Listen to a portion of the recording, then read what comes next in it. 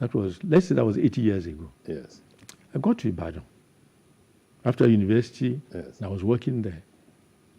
And the Ekiti man was Ekiti. He was not that. He was Ekiti. Yes. Ijebu man was Ijebu man. Yes. In Ibadan, they used to say to people, Ijebu nie abeyon. Ijebu nie abeyon. And during the crisis, wet here crisis, right? yes. If you didn't answer properly, they might pour petrol on you. Oh, no. Oh, yes, it was as bad as that. So, but now, all those Ijebus and their Rokis, now they are claiming that they are all together in Yoruba. Yoruba is not a Yoruba word. Yes. The name Yoruba, when I was broadcasting, we said, Enyara Karo Jire. The word Yoruba was around, but we didn't use it. Yes. Because it was not so acceptable. Okay. Karo Jire means Ekiti. It's Karo Jire. Ijesha. Karo Jire. Oyo. Yeah. Ondo. There's a common greeting amongst them. Yes. Karo Jire. Yoruba was either Aroke or, well, Yoruba was essentially biblical. I'm not an expert in what I'm talking about, but I'm somebody who experienced it. It's experiential for you. Exactly. Yes. Yoruba was as written in the Bible, then in text. Text. Okay. Yes. But, sir, where is the origin of the word Yoruba? Exactly. You're going to find out after this program. I don't know. I will. But you said we need time. Yes. What would this time do? What I'm driving at is that we've come from the time when you said Ijebuni Abeyon to the time that you are now saying that all of you jointly. Yeah. So you've united. Yes. Ijebus Ateyon have united. Huh? Yeah. Okay, so you believe that at some time, if there is enough time, yes. If there's enough time, there's going to be that unity that will bring us all But together. you can hasten it by deliberation. Okay. By putting things in place to make it happen. You can. You don't just wait like typical waiting for God. Or Godot. But God is already here. God is very busy. He's very busy. And Nigeria is not the only problem. It's the only problem. At all. Exactly. Plenty trouble. Yes. Sir, now that you're retired, yes. What's your day like? In a way, disorganized. How? Yes. I mean, I don't wake up. Today I knew I had to come here. Yes. And yesterday I said, how am I going? A lion. Which one do I want to wear? I don't want to. I can't wear anything formal. Yes. So that occupies my mind. Wondering how am I going to? What do I put on? Yes. And so on. And then I iron my. Oh, you iron by yourself? Yeah. Because so I'm in good company then. You do that too. Oh yes, I do. I have time, man. And nobody I'm very can critical. iron for me. I'm very critical. Exactly. Very critical. Yes. Whatever the washerman does, he does the bulk. Yes. But sometimes I take out what he has, then I wet it, maybe starch it, and because I have time on my hands. You get the crease right. Yeah, I get it. So what then else do you do on a daily basis? Yeah. Books, which I've never finished. Oh. I've never. I take one, I read part of it, and then when I come back, I can't find it. So I take the next one, and I read. Because the one I was reading, I might have gone downstairs with it and left it downstairs. Okay. When I want to get it back, I don't want to go back downstairs, or maybe. So I pick up another book. Yes. And start reading. Yes, start reading. And so I most of the time, most of the time I watch TV. Okay. Second to that, I read. And yes, then, the book. Yes. It took me a long time. Yes. The book. Because I was not doing it continuously. Yes. I did it. I didn't like it. I gave up. Yeah. Then I met the founder of the Pan Atlantic University. Right. I've known their organization way back from my Ibadan days. And I found out he was writing 3 books at the same time. 3? He was a professor, a professor of engineering. He was writing 3 books. Professor of engineering? Yes. But none of those 3 was in engineering at the time I'm talking about. I said, how the hell are you? I can't write 1 book, and you are writing 3. And he told me how he organized himself, and he got somebody to dictate to. Dictate to you go away, do that. Anyway, finally I met my publisher, who began to organize me. And so things started to move very quickly. And we got here. Yes. Real life. Well, this looks like an ad for me. Which it is, sir. It is, sir. Ordinarily, I wouldn't do this, but for you, I would do it because you are an icon in our profession.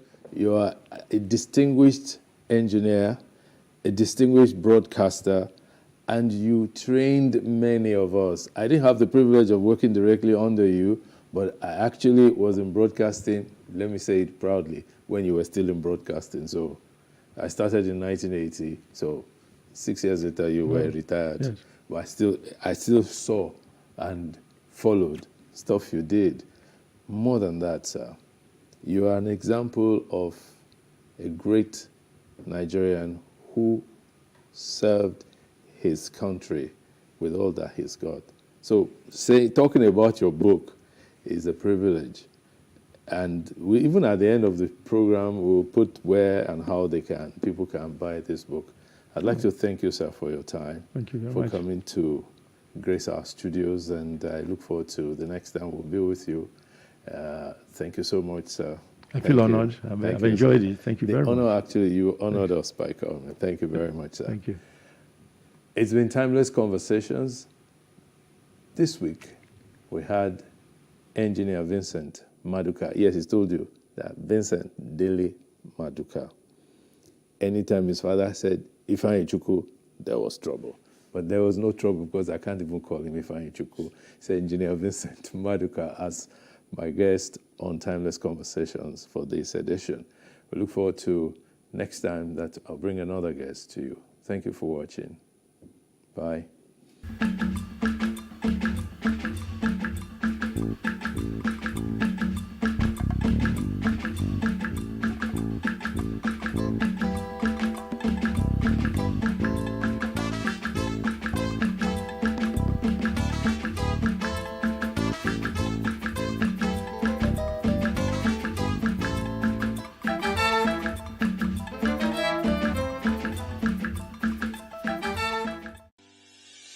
Increase the reach of your events or business services.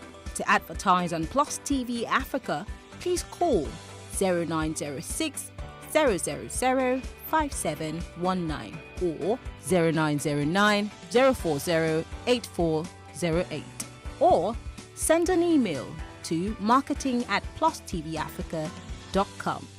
Plus TV Africa. Big stories live here.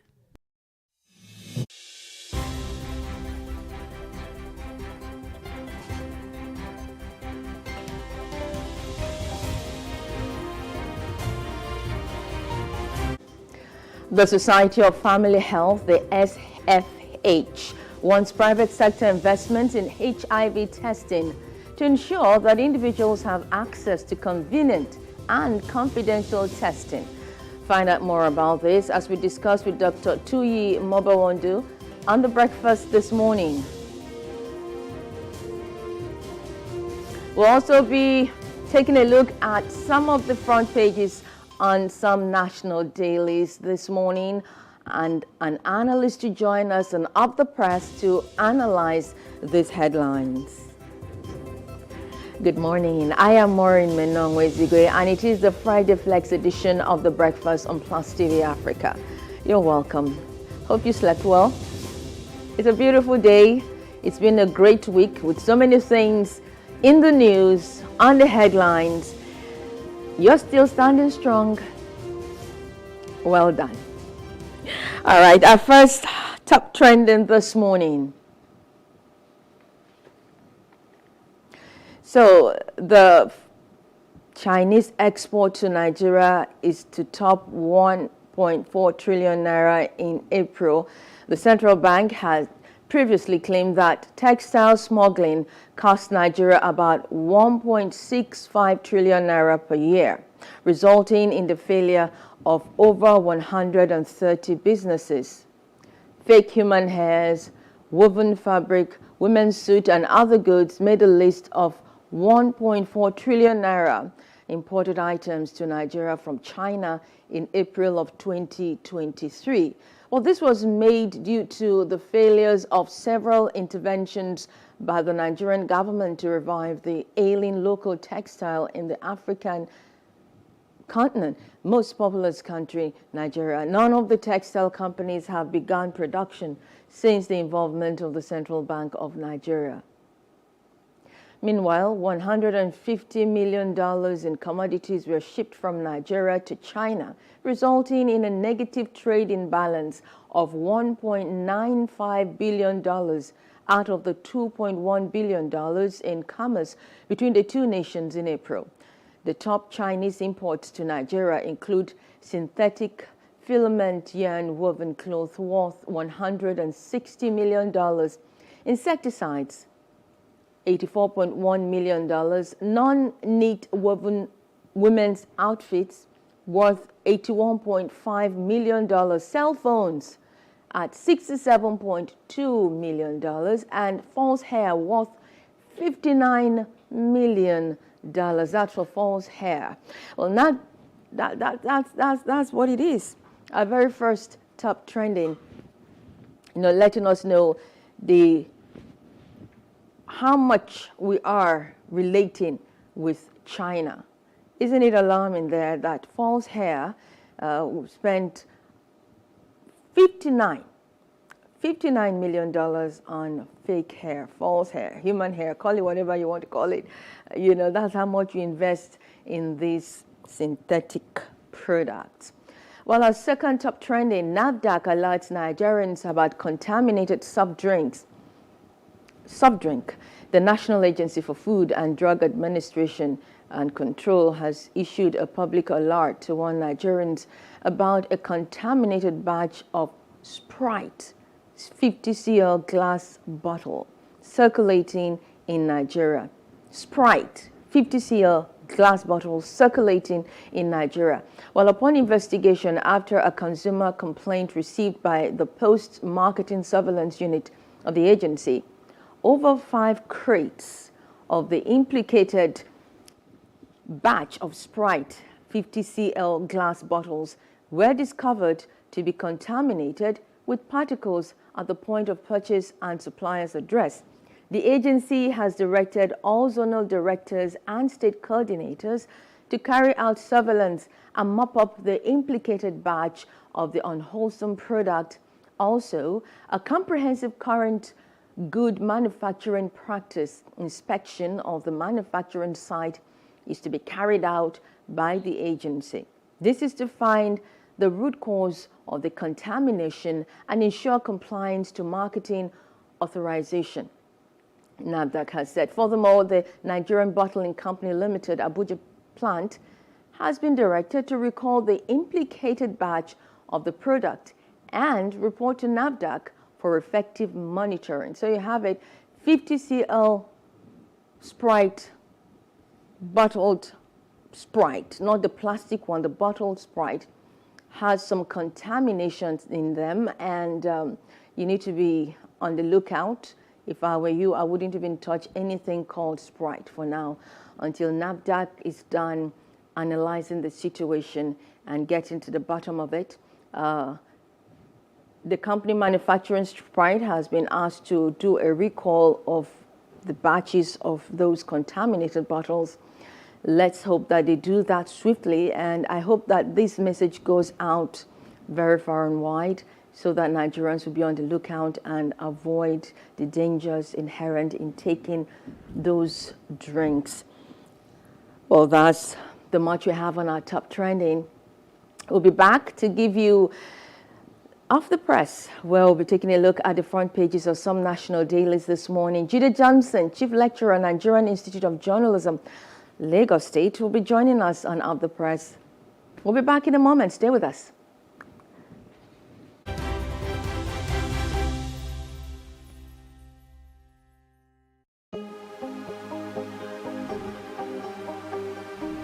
This is it for upcoming artists to blow in Nigeria.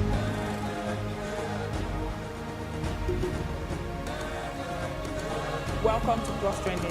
I am Buki November, your host, saying thank you for joining us on today's episode. Welcome back. It's tea time on Plus TV Africa. Practice makes perfect. I'm not perfect yet, but I'm a lot better than I used to be. He's a king. He's entitled to marry 100 if he wants to.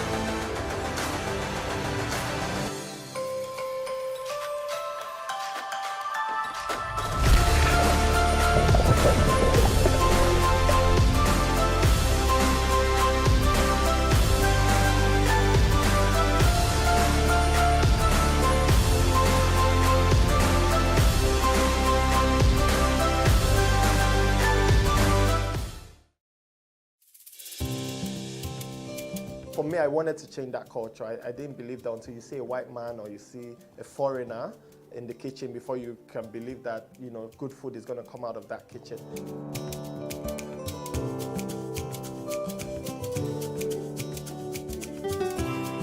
You can leverage on each other's spaces and, you know, sell. We believe in Nigeria, right? We believe that Nigeria can get better. We, the youth, are the ones that can make it better.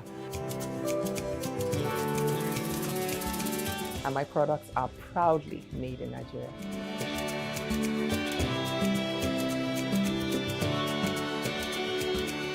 Made in Niger, showing every Tuesday at 10:30 p.m. and repeats on Saturday at 8:30 a.m. Increase the reach of your events or business services. To advertise on Plus TV Africa, please call 0906 000 5719 or 0909 040 8408 or send an email to marketing@plustvafrica.com. Plus TV Africa. Big stories live here.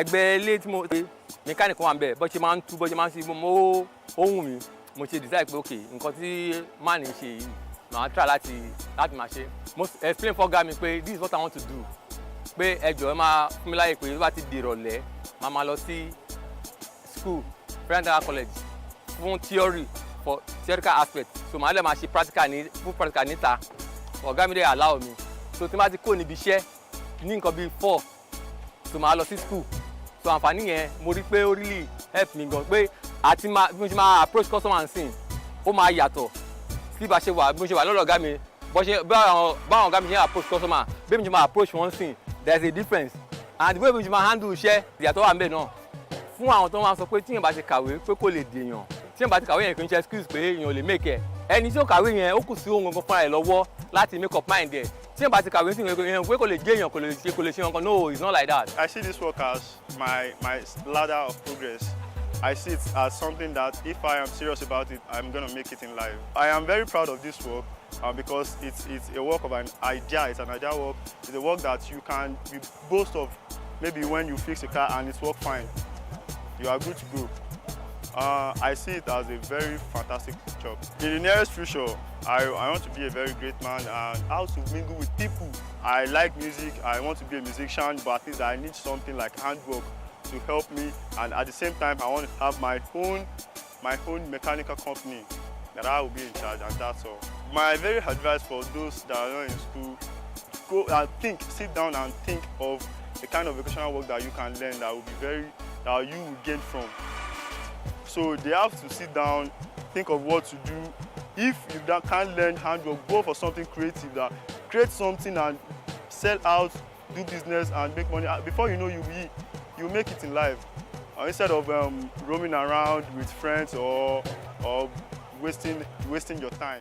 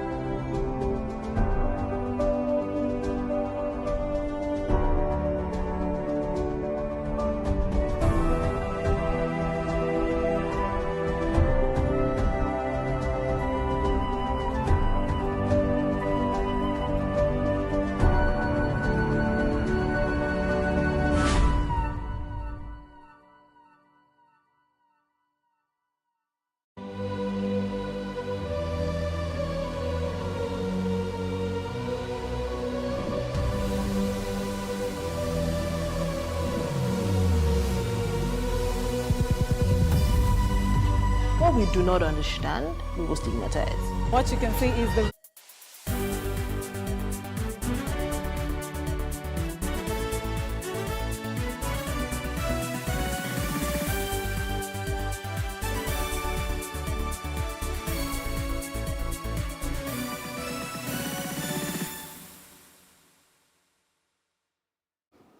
Welcome back. It is the Friday Flex edition of the Breakfast on Plus TV Africa, and it's time for us to look at the front pages of some national dailies. What are on them this morning?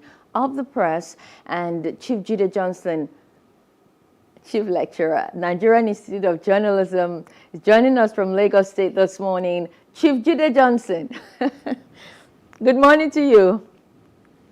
Well, in this season, everybody is a chief. I just made you a chief. Or just like because of Hilda, everybody became a chef in Nigeria in order to break the world record. So let me accept the chieftaincy title. Please do it. Of the season. You deserve it. You actually deserve it. So good morning. You actually deserve it. Good morning to our viewers all over the world. It's a pleasure to have them on this Friday. After the Salah break, so we say Baka the Salah to them. Oh, well, yes, work has begun. Let's look at the front pages of some national dailies this morning. I will begin with the Guardian newspaper. It begins with towards first 100 days. In 30 days of honeymoon, Tinubu's sweeping reforms leave Nigerians poorer, agitated. It's a big story. By the Guardian there. You have to go to pages 4 and 5 to get details of this big story. But they have some high points of the first 30 days on the front page, and I should take that. So they begin with the fuel subsidy removal, FX Naira floating, handling of the National Assembly's leadership matter, appointments of service chiefs, Emefiele's arrest, Proposed VAT on diesel, 1,000 naira charges on vehicle ownership, EFCC bus removal, new tariffs on electricity, students' loan scheme. Though there's an update on the electricity tariff thing, but there you have it. And then they ask the big question in bold capital letters, but where are the palliatives? Where are the palliatives? But where are the palliatives? And a very, very huge question mark there. All right, so moving on, you have Catholic bishops reject bill for council on Christian education. Page 3 is where details of that can be found. Abuja residents lament growing rate of almajiri. Page 9 is where they have their metro page, where the details of this can be found. Abuja residents lament growing rate of almajiri. So you have pictures of indigent kids there, the almajiris of Abuja. I evoked Emilekon's spirit to win despite cashless policy, says Tinubu. Details of that is on page 6. Environmentalists decry fresh oil spillage in rivers. You have that on page 22. And Obi tackles Tinubu over long convoy, asks him to lead by example. Details of that is on page 7. So there you have it. Oh no, right on top of the masthead, you have soft drinks, chewing gums, toothpaste pose cancer risks. And that's according to WHO. It's a warning from WHO that soft drinks, chewing gums, toothpaste pose cancer risks. And then you have beside it there, issued NINs hit 101 million. And that's 56.7% allocated to males from that 101 million, as written here in front of the Guardian newspaper. 56.7% has been allocated to males. That's out of the 101 million NINs issued, 56.7% of them are men. All right, so we'll move forward to the Nation newspaper. And it leads with, Tinubu to governors, be ready, let's fix economy together. The writer there, Shatima Akpabio Abbas, governors celebrate Eid with president in Lagos. So President Tinubu came home for the Eid celebration. Okay, so above the masthead, you have the luge of visitors forced Buhari to leave Daura, says aid. Details of that is on page 5. Eid ground clash, Adeleke's account illogical. So the senator and the governor are disagreeing on what actually transpired at the Eid ground on Saturday. Bloomberg rates Aliko Dangote Africa's richest. And page 5 is where you find details of that. And 11 die as truck rams into bus on Benin-Lagos Road. On page 6 is where you have details of that very unfortunate incident that happened on the Benin-Lagos Road. And right down here you have Ipman cautions against hike in petrol price.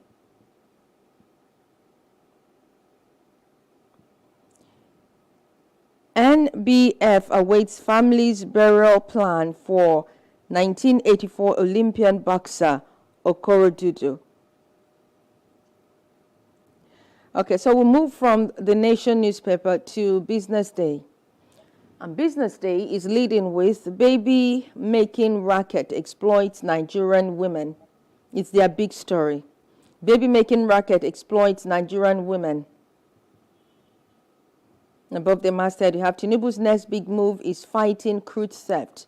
And that's according to the Bank of America. His next move is fighting crude theft. The rider to that, Naira fair value seen at 680 Naira to the dollar. Okay, so we move from Business Day to Nature News. And Nature News is leading with, Emir of Kano urges citizens to stop dumping refuse, keep drainages clear. Page 3 is where you have details of that. NEPC empowers Imo cocoa farmers with seedlings to boost agricultural products. Exports, I beg your pardon. Ebonyi government declares July 1st as Sanitation Day and implements movement ban. Page 5 is where that can be found. Katsina State Governor emphasizes agriculture as key to economic revival. 4.3 million Nigerians in Borno, Adamawa, Yobe of severe hunger. And that's according to UN. 4.3 million Nigerians in Borno, Adamawa, Yobe are in severe hunger.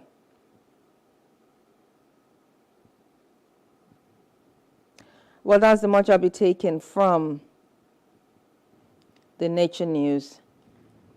So it's time for my analyst to join me. Chief Jide Johnson, let's begin to talk. Yeah, let's analyze these headlines this morning. I think we should begin with that's on the front page of the Guardian newspaper. In 30 days of honeymoon, Tinubu's sweeping reforms leave Nigerians poorer, agitated.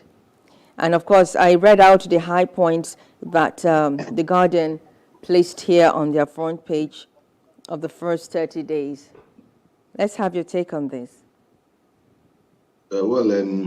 It's a mixed bag of feelings. Mixed bag of feelings in the sense that there are positives from the actions of the president in terms of putting in place structure that can build upon concerning growing the economy or reviving the economy and saving Nigeria from collapse. And at the same time, there are negatives in terms of the immediate impact it has on every Nigerian except the political class, on every Nigerian. The removal of the oil subsidy, which led to the hike in the price of PMS, has left a deep hole in the pockets of every Nigerian. I've never seen anyone that has not complained. It has also affected a lot of small and medium enterprises that use fuel to run their business. There's no doubt that if the VAT is also added to that of diesel, it's also going to affect some major SMEs and some major businesses.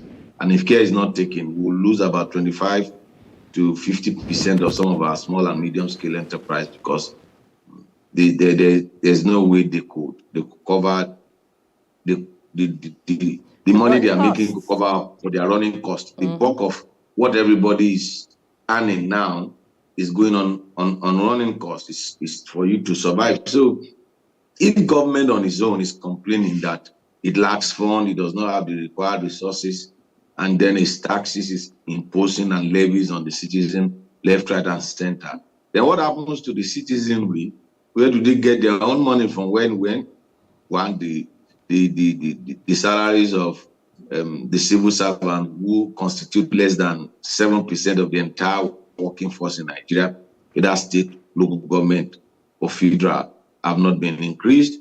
And then you also consider that there are no palliatives because the key rider to Guardian's story is that we are the palliatives. There are no palliatives to cushion the effect of this economic action. Don't forget that we are coming from the last administration with double digit inflation, and at the same time from the cashless policy, which has actually made a lot of Nigerians to be cashless, in the sense that we were using money to buy money at that particular point in time for you to, how much amount of money Nigerians were using to buy in order for them to survive. So invariably, there must be, as far as some of these policies were concerned, the argument of some of us is very simple. And the president should have put in his economic team in place, and there should have been a deliberation to look at the pros and the cons, the direct implication and the future implication of all of this policy statement that is making through his speeches and his declaration without having a clear understanding of the sorry state of the economy, the dire strait in which a lot of Nigerians have found themselves, and what are the steps.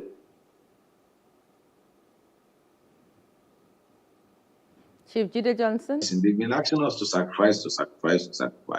And we hope that there will be leadership by example. Those that are asking us to sacrifice, they themselves will also sacrifice themselves, either by cutting the cost of governance and showing example to Nigerians that, okay, well, it's no longer business as usual. If we are asking you to sacrifice, we also will make sacrifices on our own part. However, if you look at the convoy of the president, like some have pointed out and some have tried to explain and justify, and you look at the convoy of the Senate president, which I saw the first day was leaving his office in Abuja, and then you go and look at the convoys of the governor and the convoys of the speaker, then you understand that, well, are we really ready to have the needed, are we really ready to take the needed steps in order to renew the hope of Nigerians in government? Because a lot of Nigerians have lost complete hope in government.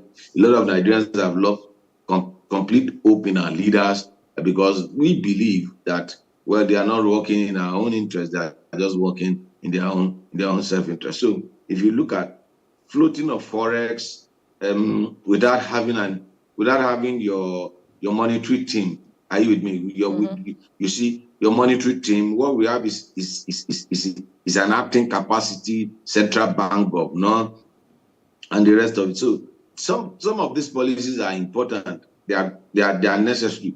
However, it's about the timing, it's about the implementation, and it's about the president being in a hurry to address all situations. Sometimes slow and steady win the race. It's not how quick you start your journey that determines how it ends well. So my counsel and my advice is very simple.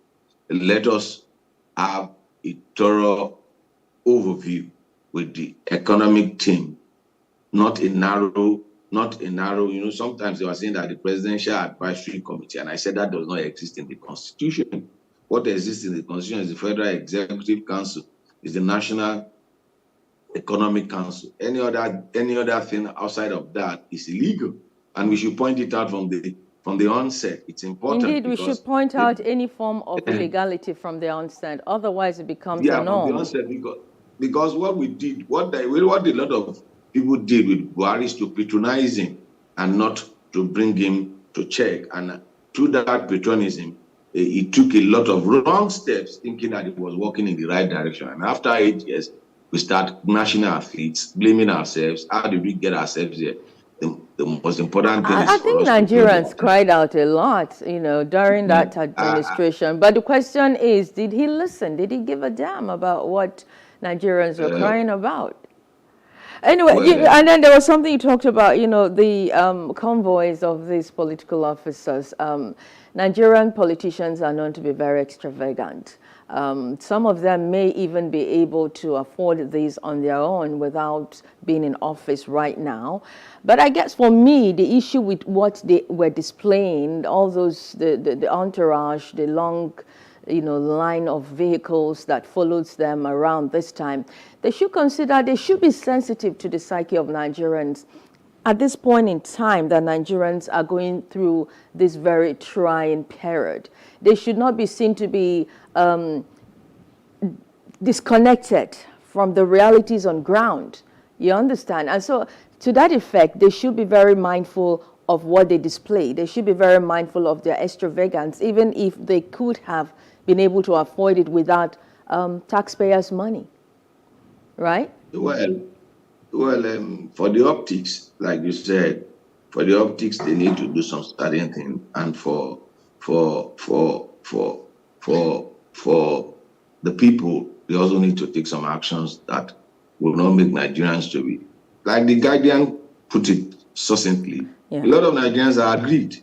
Yes. A lot of Nigerians are poorer. Look, for example, I have become poorer. That's the reality. There's no need for anybody to play around the bush because the amount of money I've spent on buying fuel, commuting from home to office, has quadrupled. So where is it going to come from?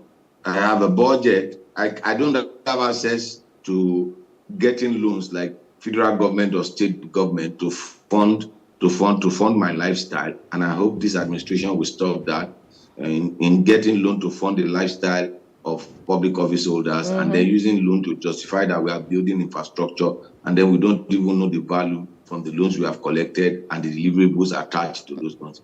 So it is very, very important. A lot of Nigerians are aggrieved. All you just need to do is just to sit down in twos and threes, discuss with your friend. What do people discuss among themselves in the last 1 month with respect to the policies of the government?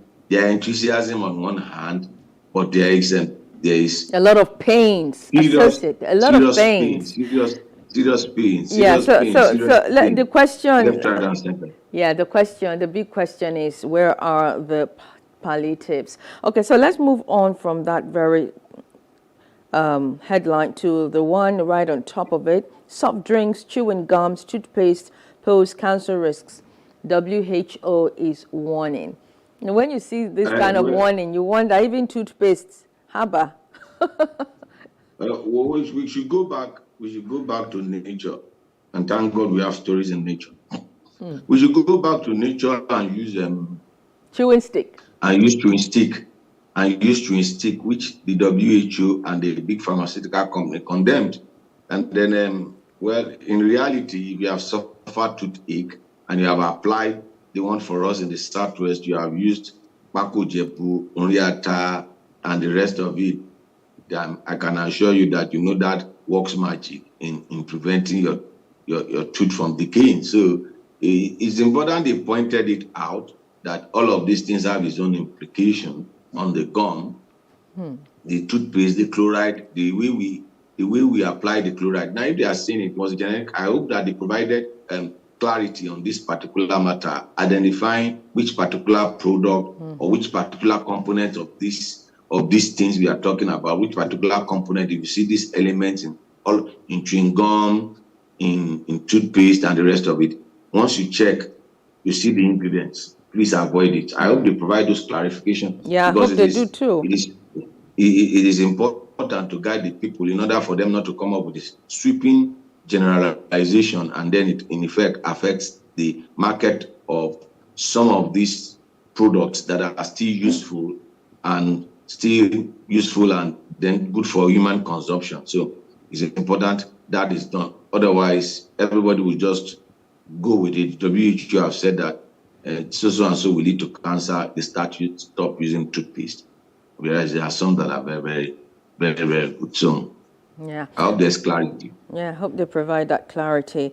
Well, The Guardian this morning is loaded with so many headlines that are worthy of talking, being talked about. Catholic bishops kick, reject bill for council on Christian education. Well, as far as I'm concerned, there's no need for that. Nigeria is a secular state. There's no state religion. It's just that a lot of we are a country of contradictions and a lot of religious contraption.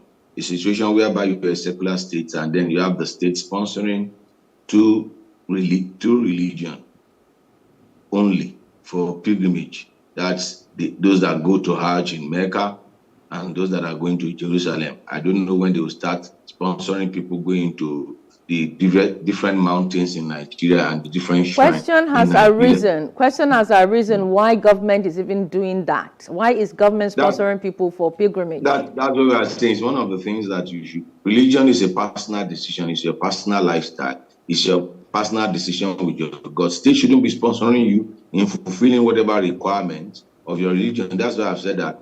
I hope they should understand that we don't only have two religions in Nigeria. There are multiple religions. And Nigeria is a secular state, so there's no state religion. So there's no basis for somebody to sit down to educate people on what should be the practice of a particular faith. The adherents of that faith know how to practice it. They know how to regulate it. You recall what happened, I think earlier this week or last week, where somebody was stoned to death in Sokoto as a result of being accused of committing blasphemy. And at the end of the day, some of the things we had is that, okay, there was doctrinal differences. So when you look at the issue of religion, how are you going to, the doctrine of of Pentecostal is different from that of Catholic. That of Catholic is different from Anglican. That of Anglican is different from Methodist. That of Methodist, that's why you have denominations. So there are variants in the various denominations. So how are you going to harmonize it with one body regulating that in Nigeria? I'm sure somebody just want to create an empire for himself, and look for opportunity to siphon public funds, because they will create an agency, they will put money there, they will employ, they will appoint director general, and then public funds will be devoted there, and you have created an empire for some people to start making money at the behest of every other Nigerian. So they are not interested in regulating anything. And as far as the Christian faith is concerned, there's no regulation. The regulation is by the Holy Spirit, and your religion is your personal devotion to God. It's personal. Everybody has an encounter with God when it comes to that. So nobody can regulate that. Nobody can determine that. So I just think that it's a waste of time. It's a waste of public resource, and somebody sitting somewhere was just trying to be funny. And I think that that's also in response to, there's an Islamic Council on Education. So I think that was done okay, because there's a National Council on Islamic Education. We must also do something in respect to that. But Paul said, those that compare themselves to other people, Paul said they are fools. That's even you are not meant to compare your lifestyle, your experiences with other people's experiences. Everybody has his own race to run. So basically, religion is a personal decision. State has no business. And I've said it, if this matter is taken to the Supreme Court, the Supreme Court will nullify whatever outcome you have concerning this, because because why set up a council? There is a Christian Association of Nigeria anyway, so one would have thought that anything that has to do with the faith collectively, they would go through CAN. Well, I've told you that people are looking for ways to create an empire and have access to public funds. There will be a DG. The council members will be entitled to some allowances. They will have official car. Whether they are uncovered, it will just be 10. So when you see all of these things, where multiplicity of agencies are being created, it's not about the contribution. It's about creating mini empire. It's about creating estates for people through which they can make money out of the nation. That's just it. I usually use this classic Michael Jackson song, All I Want to See. They don't really care about us. They don't. Do they really care? Do they really care about us? When you impose too much tax burden on the people, it has a ripple effect. It deepens the hole in their pocket. It reduces their standard of living. It makes the cost of living to be high. So all of this put together tells you about the thinking and the mentality of those that are in public office. As far as they are concerned, I've said it, all those that are taking decisions for us, when was the last time they used their own hard-earned money to buy fuel? And when was the last time they used their hard-earned money? Akpabio, the Senate president, has been in government since 1999. The president has been in government since 1999, directly or indirectly. The secretary to the federal government, who is the engine room, George Akume, has been in government since 1999, has never left government for one day. So for a quarter of a century, and the majority of them, except this year, that we have the high turnover in the National Assembly because of the tsunami that happened with the election. Usually, majority of the members in the House of Assembly, some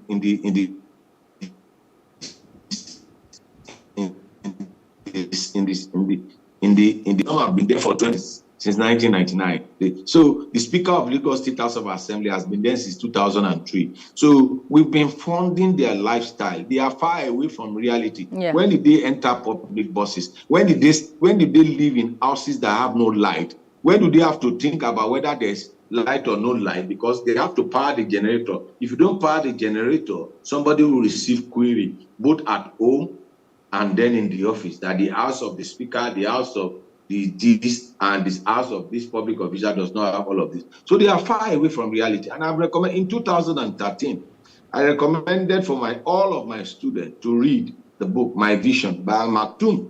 By Al Maktoum, the ruler of Dubai, where he spoke about a lot of things, where he does not use convoy, where he does not use any security to move around, because the people knew that they are working in their own interest. That's what he said. I'm trying to paraphrase what he said. Chief that the people knew.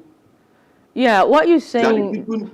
The people knew that they are working in their own interest. So why does it need to security. use all the convoys? And like we said when we opened, during campaign, they moved within the midst of the people. Yeah. But after campaign, then we did not kill them when they were campaigning to secure power from us. Now, after they have gotten power from us, that's when we want to kill them. That's when the security shields them from the people they actually promised to serve. Exactly. And it's the vestiges of military administration. That siege mentality. There is the need for those that we have elected into public office to make the people to feel what it is for them to serve them. You see, because there's this siege mentality. You see security aids shielding them. You know, it was the mentality that was brought from military administration, and it is still being perpetuated in our democratic society. It doesn't just make any sense. How would you have a democratic elected president and then you are carrying big guns? When we see the president of America, we don't see guns. When we see the prime minister of Great Britain, we don't see guns. Well, a Nigerian was just jogging. She was just jogging on her own one morning. We all saw it trended in Amsterdam, and the prime minister of Holland was walking to his office, and then the lady was doing selfie with the prime minister. This is my prime minister. That's the level with which you must build democracy. That's the signal you send that you're actually working in the interest of the people. You are not sending a signal that you have become an emperor. What we have witnessed over the years with our democracies, that those who have elected have become emperor. So I've said that they shouldn't address them as His Excellency, address them as His Imperial Majesty, because that's the way you should address them. Don't address them as His Excellency. No. His Imperial Majesty. We have replaced absolute monarchy with democratically elected imperialists. That's the reality. Except ordinary local government chairman, you can't access. The police will be pushing you back. Exactly. Ordinary governor elected by the people to serve the people, you can't access. The security will push you back. The very security oppressive. Very oppressive leaders, very self-serving, very oppressive leaders. Politics in Nigeria is the siege mentality that is created. And those that create those siege mentality, they are getting vote for it. And they want to perpetuate those siege mentality. Now, there's a particular story. They said the former president left Daura because it said he left Daura because of what? The number of visitors, the legion of visitors that come to visit him. You know, there are no sick.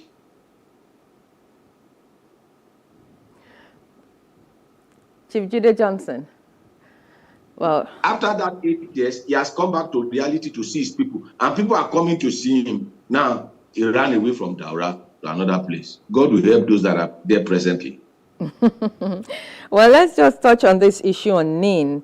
Issued NINs hit 101 million naira, 101 million, and 56.7% of that is allocated to the males. Are we seeing a situation where men are indeed more than women, as against the popular narrative that men are scarce and that women are just all over the place looking for men?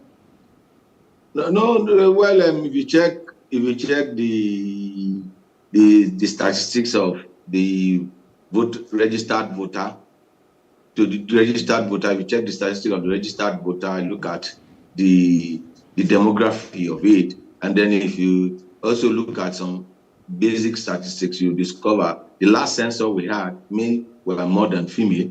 And so it's not surprising that you are seeing that particular situation. And don't also forget that even the younger generation are not even interested in marrying. So basically, we are not populating the society again. There's a particular story just related to this that I can't recall the percentage, but it's a sizable number of people that are 40 have never been married. I think about in the United States of America, that figure was provided. People that have been 40 years that have never been married across the gender.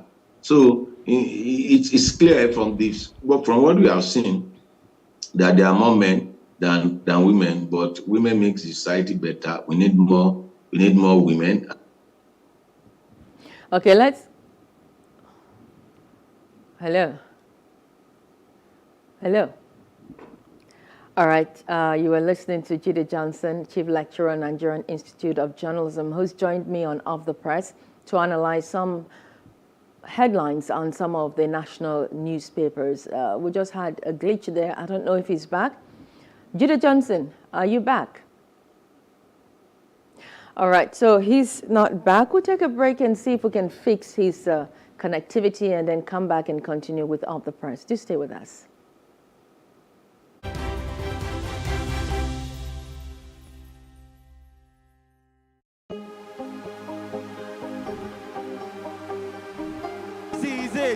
For upcoming artists to blow in Nigeria.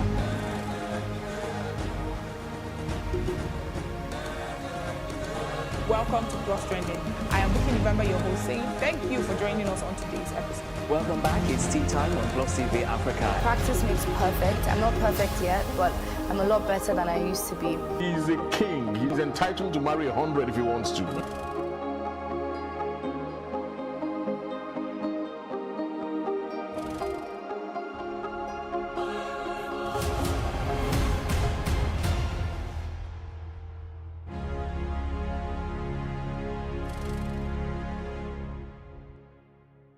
An African girl somewhere is sitting at home, accompanied by dreams that seem so far away. Africa is one of the continents with the highest out-of-school percentage in education, and girls are at an early disadvantage. The sub-Saharan Africa records about 18 million out-of-school girls. This gender gap extends to the tech space with a projection of only a 33% global female workforce representation in tech firms for 2022. Let us help change the stories and numbers. Africa Agility's Project Train a Girl campaign is working to help train African girls in tech. You can donate as little as $2 or 2,000 naira to help a girl in tech get her heels in the door. Visit www.africaagility.rallyup.com/PTAG to donate.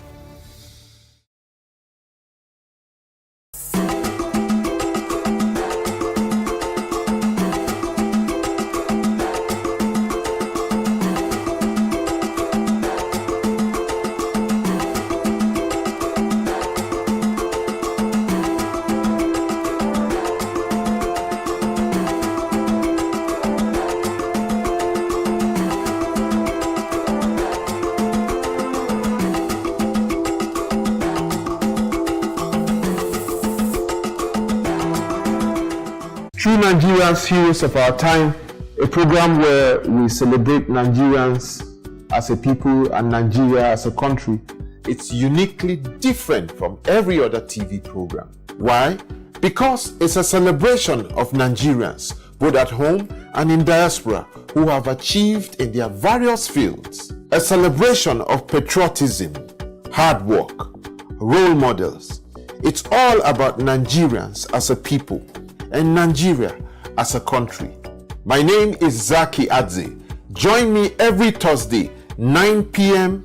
and a repeat broadcast every Sunday, 12:30 p.m. on this station to celebrate true Nigerians, heroes of our time.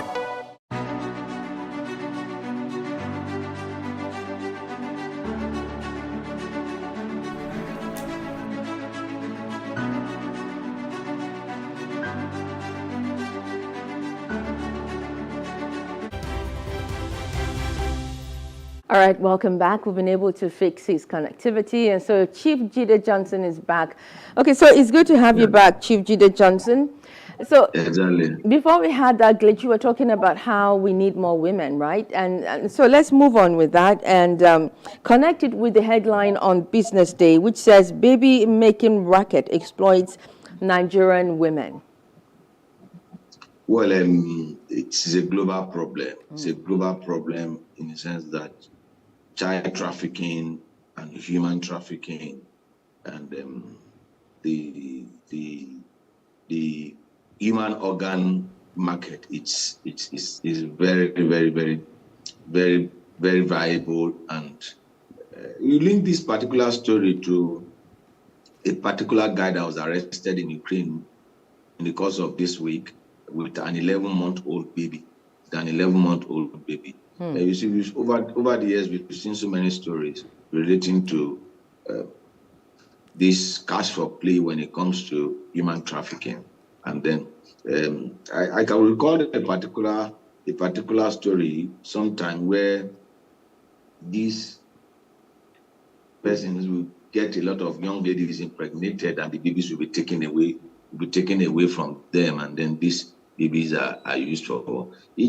There's a lot of things that it's just like the abortion market in the United States of America and the fight over abortion or non-abortion. But what do they use the fetus for and the rest of it? If you know what really goes on in the pharmaceutical company, if you know what goes on in the health sector with human organ, we had not even babies. You will recall that of our former Deputy Senate President serving a jail term in Great Britain today because of organ harvesting and the rest of it. So if there's no market for it, exactly, there won't be a demand. Where are the markets?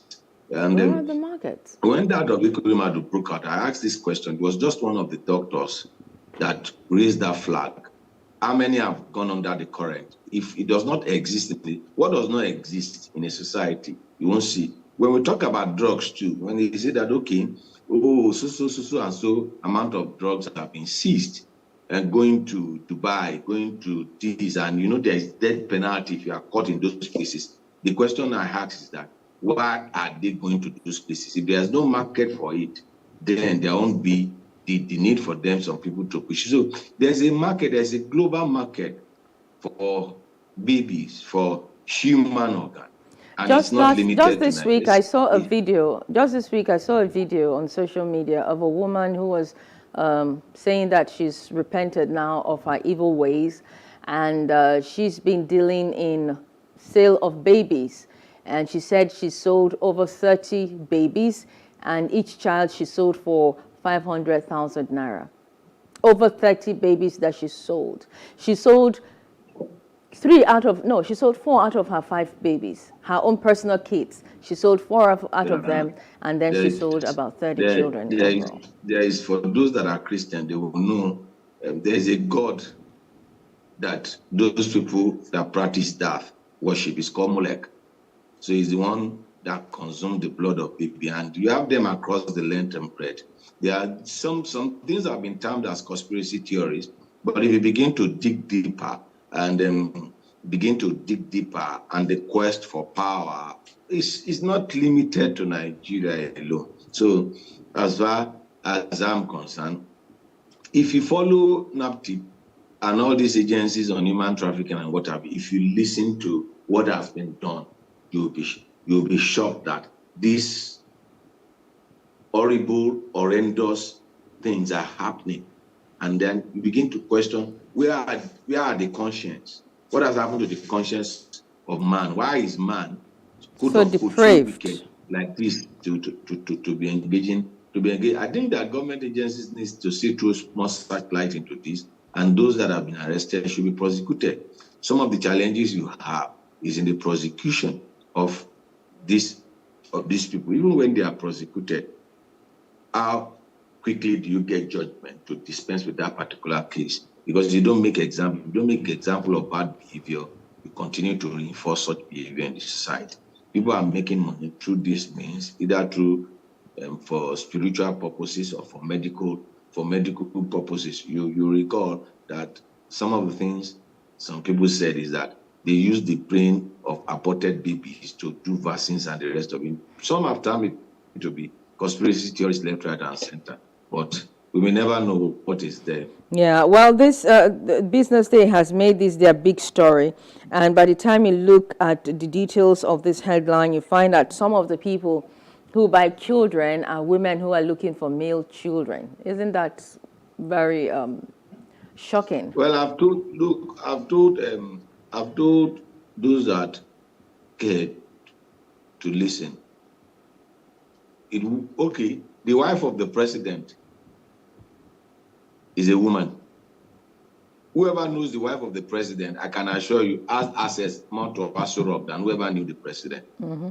Whoever knew Turai under Buhari, under Yar'Adua, is just check it out. So I keep telling people, whether male child or in the family of the wife of the president today, the wife of the president is the prime child. So it's not a function of gender. It's just whatever God gives to you, you accept. Make the best of it. Make the best.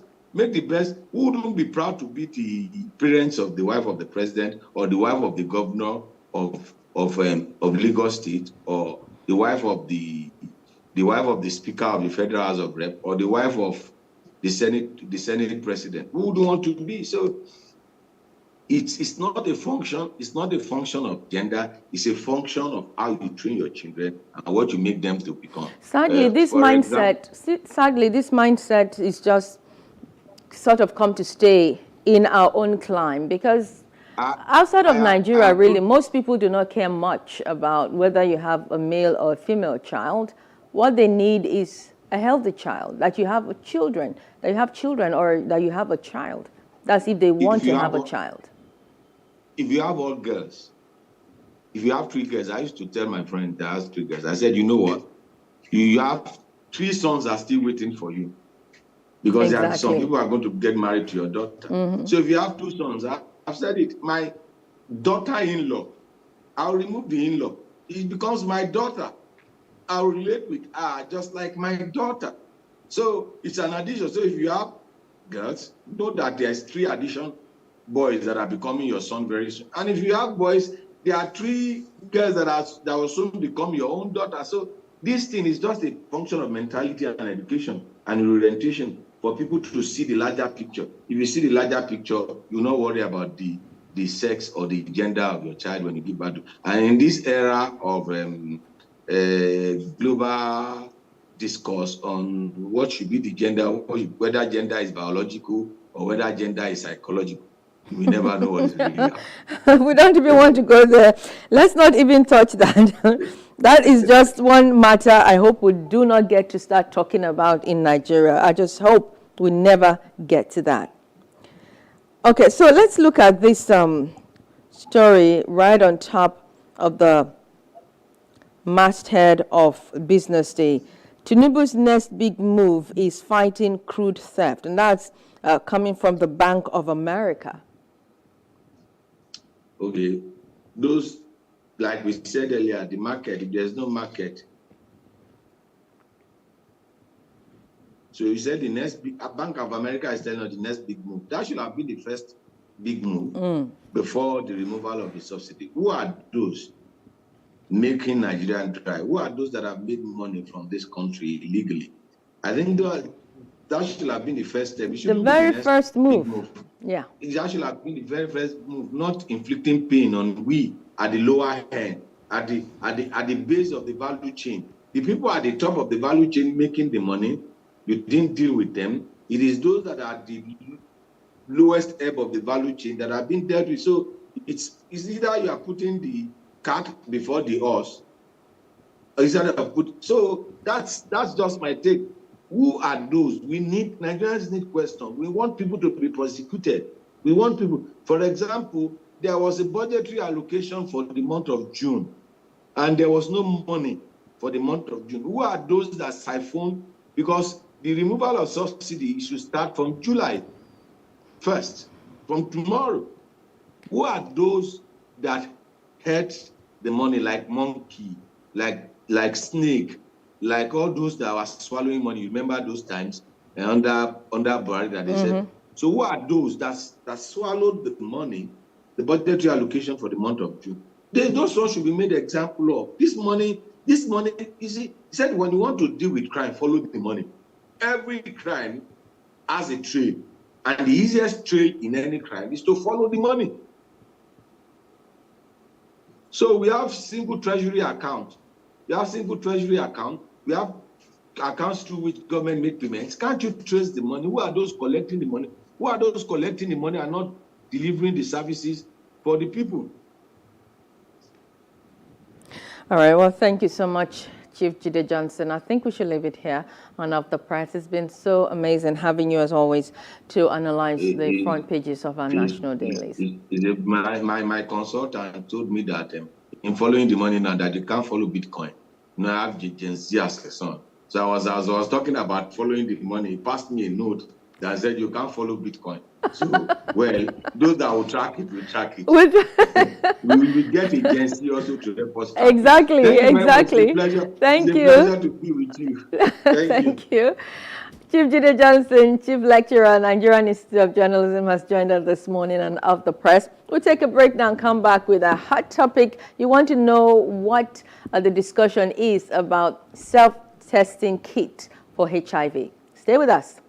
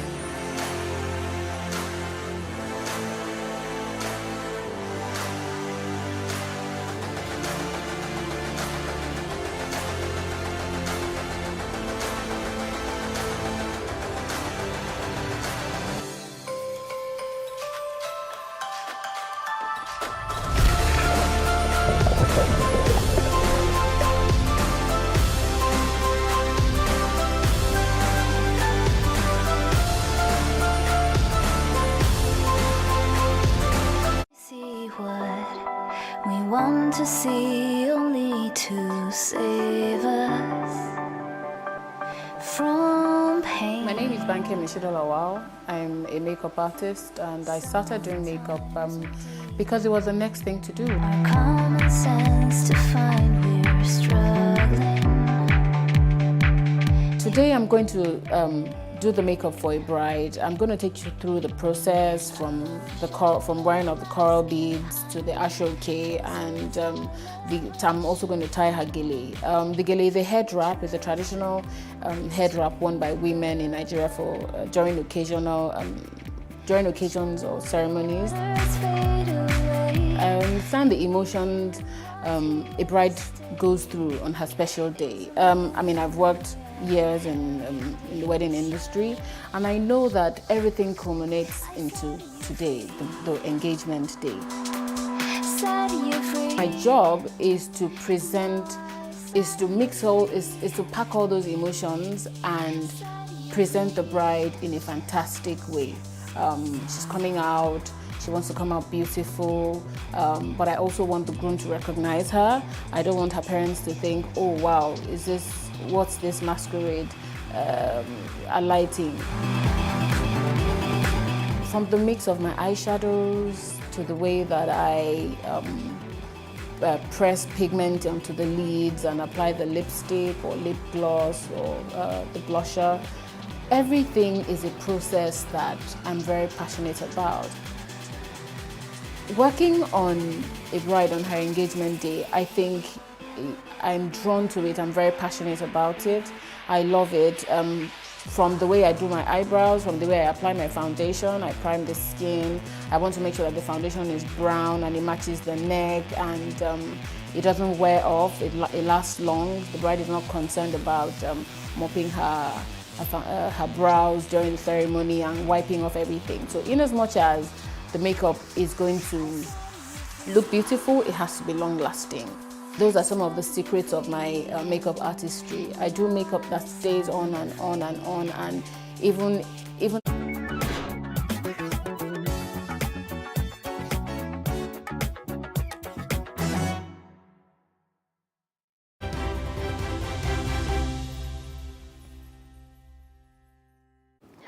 All right, welcome back. It's time for our very first and only hot topic, and the Society of Family Health wants the private sector to partner with them in providing testing to ensure that individuals have access to convenient and confidential testing services that empower them to take control of their health. And I've been joined by Dr. Tuyi Mebawondu, public health physician and publisher, CEO, Health Nika. Good morning to you. Good morning, Dr. Tuyi Mebawondu. Good morning, Barika de Sala. Is it appropriate for me to say Barika de Sala to you? Oh, well, it won't be, it's not out of order, just that the holiday is over already. And we are at work. So, you want to tell us more about this roadmap that it's been put in place to facilitate increased private sector involvement? Thank you so much. If we look at our figures as far as HIV is concerned, our prevalence rate is about, the last Sentinel study showed that we're about 4.4% prevalence rate of HIV. 1.9 people are still living with the virus, and people are transmission is still ongoing. One of the greatest disincentive, one of the greatest challenge to really beat down the HIV and achieve our 2030 roadmap is actually access to testing. Knowing your status is the first concrete and most sincere step to deal with HIV. And then, obviously, there are many obstacles to HIV testing. First and foremost, the stigma is there that limits individual from able to do their testing. Secondly, what are the test kits available for them to do those testing? Thirdly, what do they do with it even when they become so positive? And how do they now, escalate their results and get help?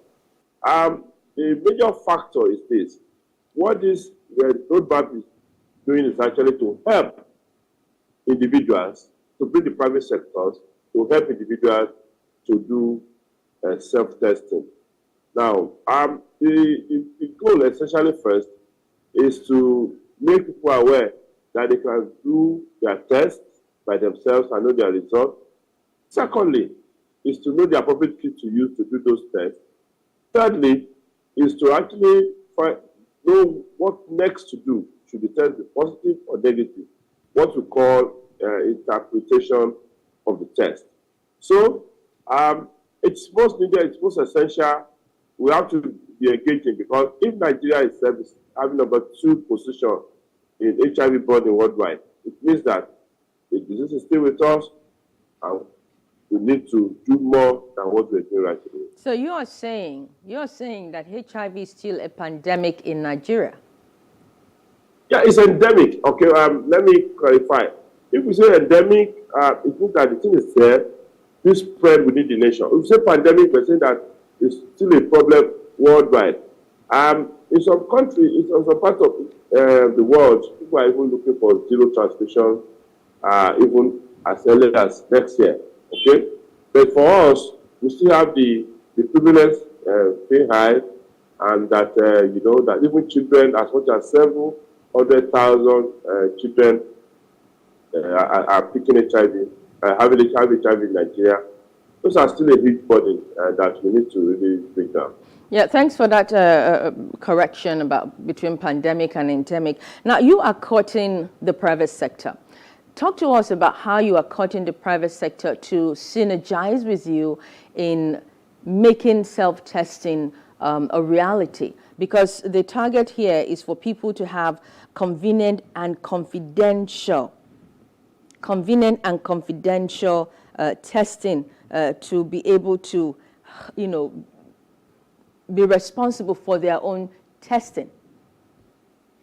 The Society for Family Health, which I'm not a member of Society for Family Health, but we find a way to work with them to ensure that we see private sector investment.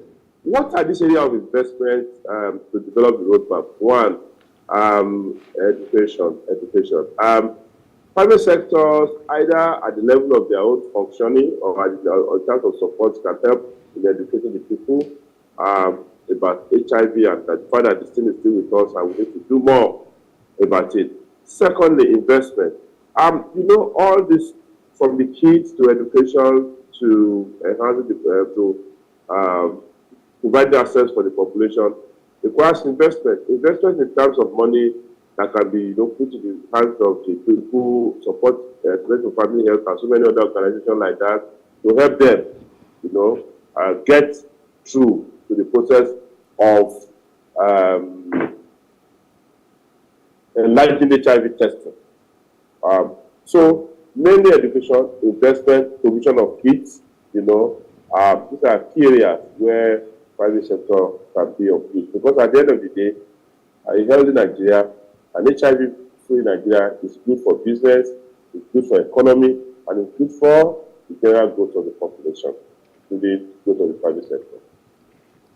All right. So, for many people, HIV there was a time when all over the place it was HIV, and not many people, I'm guessing not many people understand that it is still a pandemic globally, and that it is such a serious matter, it's still such a serious matter in Nigeria today. So is it that enlightenment have reduced in Nigeria, or people have decided to just ignore it and move on with their life? What is really the situation? I think saying that people have ignored it, what has happened is this. When the thing became such an epidemic or pandemic that everybody is talking about, it was a problem. A lot of attention was drawn to it. So what we've experienced now is that other diseases are coming up. HIV is being pushed to the background, especially in the developed world, who with the requisite money, drugs, investment to drive it down. They're doing that significantly and able to manage and control it. But what we're seeing in Nigeria is that we're besieged with all sorts of diseases that is actually taking our attention away from HIV. But the right thing is for us not to allow that to continue. The right thing for us is to actually bring this thing to the focus. Knowing that Nigeria as a country is number 2 with HIV burden globally, and we can't allow this to happen. Now, part of this that happened is that government, apart from lack of funds to deal with varied diseases, we're seeing a lot of corruption, even in terms of our HIV management system. A lot of corruption that is even driving a lot of donors away from us. Then we should be able to move further by ensuring that we are not depending on donors, we are depending on ourselves to drive the HIV. And that's why the involvement of public sector is so important. Now, we have to keep talking the talk, and we have to keep signaling, we have to keep enlightening people the more that HIV is still with us. But because of the, especially when COVID came, some of those talks about HIV went to the background and became a big problem. So for us now, we cannot just leave the thing to chance, because the surgence of the virus is a big problem. Good enough, we have drugs. Good enough, we have proper testing kits that are cheaper, unlike before. A month cost of antiretroviral dose used to be about 45,000, 50,000. But that is free of charge. And then we have to be able to move to that level of sustainability where we don't have to really depend on a foreign country to give us HIV drugs. But for us to manufacture and to push to the country, and then aggressively achieve transmission of HIV, zero transmission of HIV by 2030. So, like we are doing, which is quite right, it's important that media keep the information afloat. Okay, talk to us about this self-testing kits. How available is it, and how successful have you been with it since you pushed it out, since it was pushed out? Self-testing kit, as the name implies, means that you as a person, at the comfort of your house, with the right knowledge, was able to do your test and interpret the result. Now, first and foremost, what it does is that it eradicates what we will call the burden of having to, privacy, that the private thing to you, once you know. But first and foremost, before you get to that testing, you must have sufficient education, because some people can test themselves and become suicidal. They can test themselves and go into depression. So HIV positivity is not a death sentence. That is the first thing we need to do and make it so clear to the people that not simply because they're HIV positive, then they're dead. So what then happens is that there's a kit right there. There's a thing like we used to do with the sugar level and so many other things. There's actually needs to teach people. The kits are available. People need to just understand how to use it and how to interpret it, and how to then go ahead and interact with the right medical facilities or the right medical professional in interpreting those results and the next action. But for the kits that are available, what is happening now is that Society for Family Health, through their various private sector partnerships, is seeking investment to make those kits available to be as free as even the drug for the HIV, so that people can know their status. Because that's the starting point of reducing the burden of HIV. Once you know your status, you know the right reaction to take, the normal reaction to take, then you can then start thinking that we achieve that zero transmission. At the point of selling this kit to the people, do they provide counseling? Is there some sort of counseling that precedes this testing? As people are buying the kit, you give them the counseling, and then you go home with this, whatever it is, but this is it, this is it, this is it. What to prepare their minds? Like I said earlier, the complete and proper testing is the one that's involved.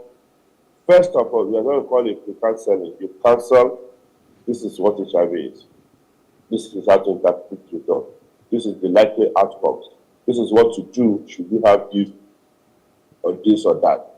Now, it's not that, of course, the counseling must be there before you go home, and then you have to relate to somebody depending on your result.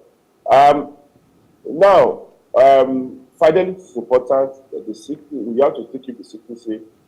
Have to sufficiently educate the person on what to do. Then, you can then give the person the chance to go and do the test. If it's not clear, you don't just throw the thing to the person. The person will understand clearly what it involves and the likely reaction and outcome. Okay? Should that person be positive, the person will need to refer to a center where you can take drugs, access to ARV, further counseling, family support, and the case may be. If the person is negative, the need to keep himself or herself negative should be emphasized. Consistent, these are the preventive methods. Do this, so that you remain negative. And then, of course, we educate them on the window period in such a way that if you are negative now, please wait for another 3 months and test yourself. And then, while waiting, do all this prevention so that you don't expose yourself unnecessarily. So it's not just calling somebody and handing a test kit to the person without counseling, without proper education on what the person should do. Should the result not be palliative, or even the result is palliative, there are also decisions to take in that regard. It's important. You can't just drop test kits to somebody without educating the person on the likely outcome. So if there is going to be a pre-counseling before anyone can buy these kits, that means that these kits can only be bought at very special centers then? So what it means essentially is this. As you are involved in the private sector, for instance, Plus TV, your center, people come to the proper education. Okay, that's how to deepen and enlarge numbers of people that can get tested. You give the proper education, you counsel everybody generally who ask questions, they have a clear understanding. Yeah, they can choose to buy the kit or be given the kit to go and test themselves, and they know who to talk to after the testing. There is some people that have the knowledge already, it's not a big deal. If you see somebody having a depression or suicidal ideation, it's not the time to ask them to go and do HIV test. That's what telling that. If you do that, the person that actually start what we call suicide or parasuicide, or even harm himself or self-harm at the patient. So what it means is that you engage larger number of people in terms of the education and correction, create access to portals where they can have proper knowledge and what to do, and then where they can even ask questions, create line where they can have discussion on the clear-cut definition of what should be done.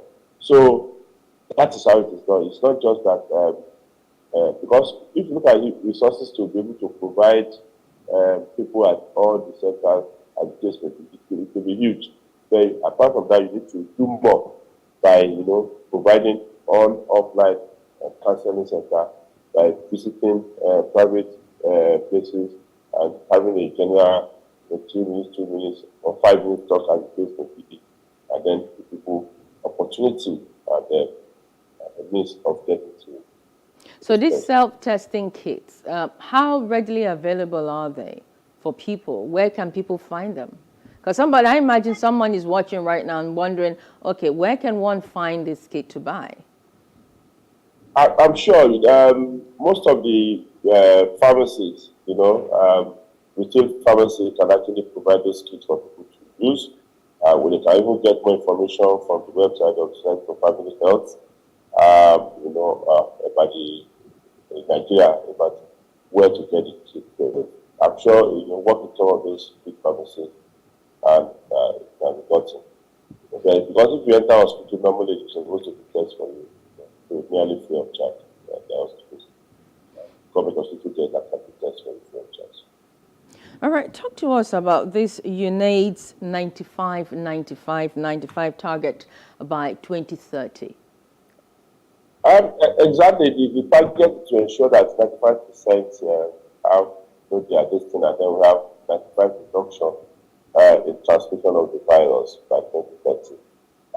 It's a bold initiative, part of the initiative of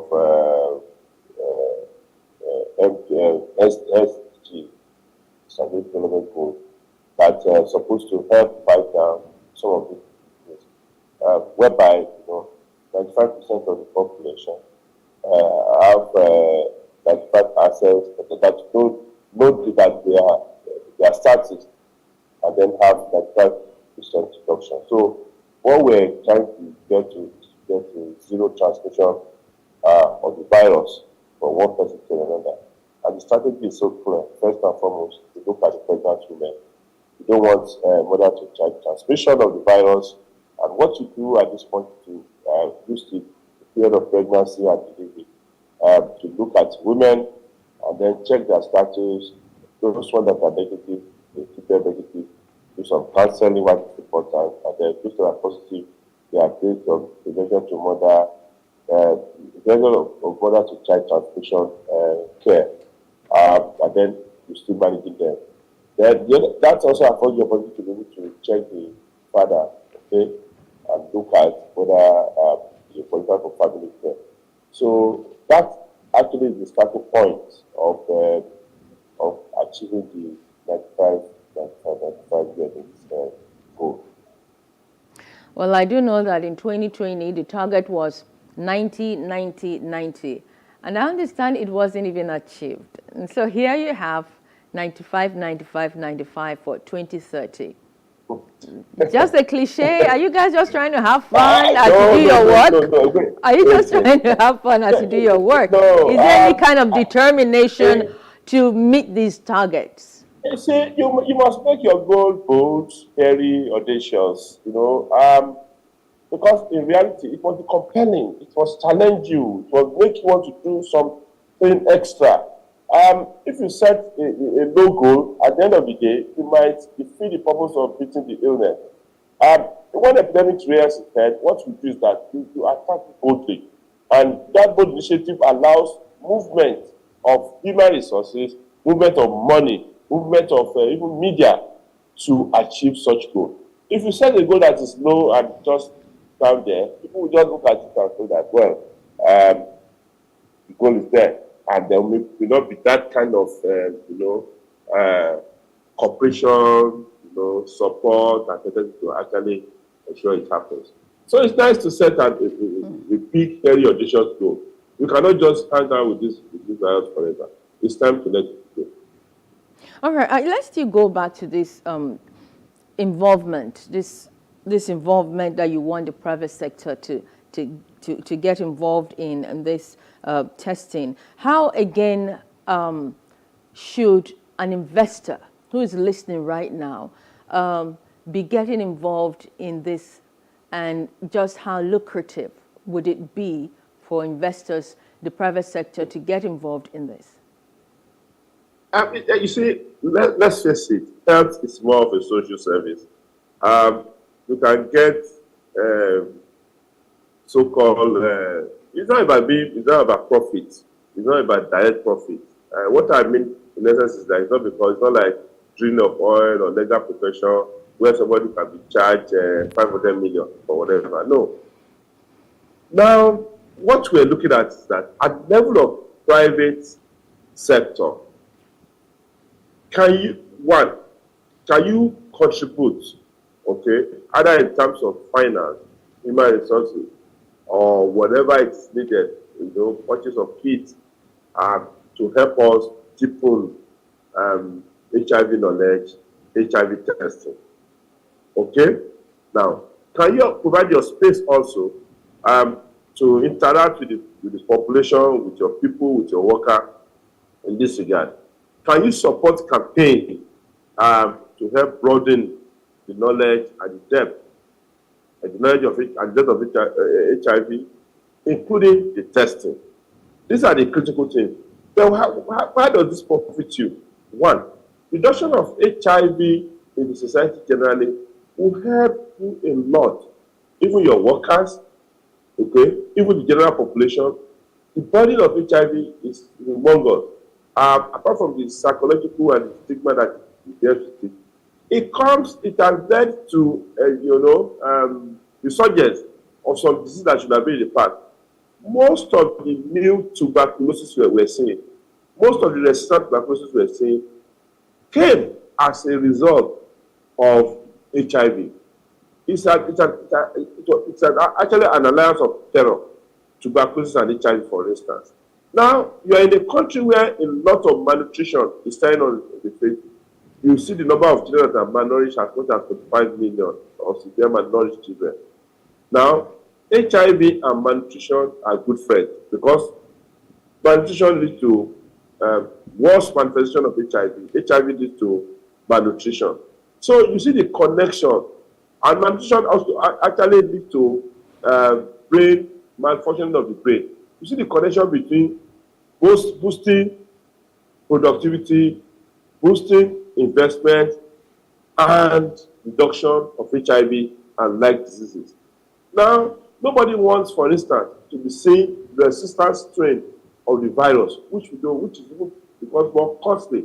Look at the resources you are going to put to treat HIV, even in a country like this.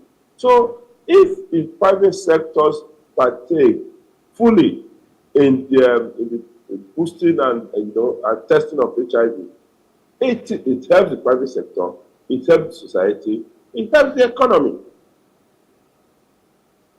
All right, talk to us about the corruption you said had affected funding for that sector. Now, the big elephant in the room in every aspect of Nigeria is actually, because you see, when you seek for resources, either internally or externally, the key point is that those resources will be used appropriately and be accounted for. You must have the requisite bank for the box everybody is putting in. Don't forget, a lot of these things are donor funding, okay? And you remember at the point in time, we had a problem where some of those donors were running away from Nigeria because of this kind of corruption. You get audits of some of those agencies that have been funded, and you see a lot of money being misused, being misapplied in a way. It's not healthy. It's not going to encourage anybody to put more money into your system. And because of that, it strictures and prevents the flow of funds to critical health area. So it's an open knowledge that at the point in time that a lot of even those immunization people and then Gavi and Co and even UNI start wondering why the money they're putting to Nigeria, what is happening to it. And it's obvious, we see it everywhere. So, but again, we hope that we'll be able to put a lot of governance in place to reduce exposure and need to curb that level of disapplication, misuse, and diversion of funds that we see in those agencies. And then some of those things, you see them asking for buying a lot of that not necessary, over-invoicing, inflating the purchase of things just to put some extra money to their pocket. And of course, a lot of processes have been put in place to reduce such, at least from the level of the traders. We hope that Nigeria will actually run with this and prevent such a. Yeah, so did that corruption, apart from diversion of funds and all of that, did that also include exaggeration of figures? Indeed, that's why, over-invoicing, where, no, not figures of HIV, not the prevalence rate. No, I'm talking about figures of HIV. Were they making it seem more than it really was, so that they can get more funds from those who were donating money? No, it's difficult. It's difficult. Corruption does not involve those data. The process of collecting those data are very rigorous. I was involved in the National Strategic Fund Development Plan 2, okay? I was one of the state coordinators. The process of verification and validating results are very, very tedious and rigorous. And it's not just anybody sitting down and bringing results. You have to bring evidence for those results. You have to show data to corroborate those results. It goes through about 4 vetting processes at the local, state, consultant, federal level. It's a very good. When you see a figure coming out from Nigeria, if they tell you that Nigeria malnutrition is this number, believe it. It's not just, it's a fact. There are data, rigorous processes that lead to that. So when we say the HIV prevalence in Nigeria is 1.4, when we say that the people with HIV is about 1.9 million, okay, well, it's right. There are figures to show that. When you do your next sentinel, if it changes, you tell it has changed, okay? So we're talking about the funds, the money that comes to that state, how it is used, how the invoices were prepared, and over-invoicing and diversion of some of those. But that's what we're talking about. It's not about the figures at all. Yeah, I knew that was what you were talking about. I just wanted to also establish if part of the corruption included exaggeration of the figure, the prevalence of HIV in Nigeria. Even if you're going to look at it, for me, I think it's actually, underestimating, it can be over. Because, right, what do you do with those sentinels?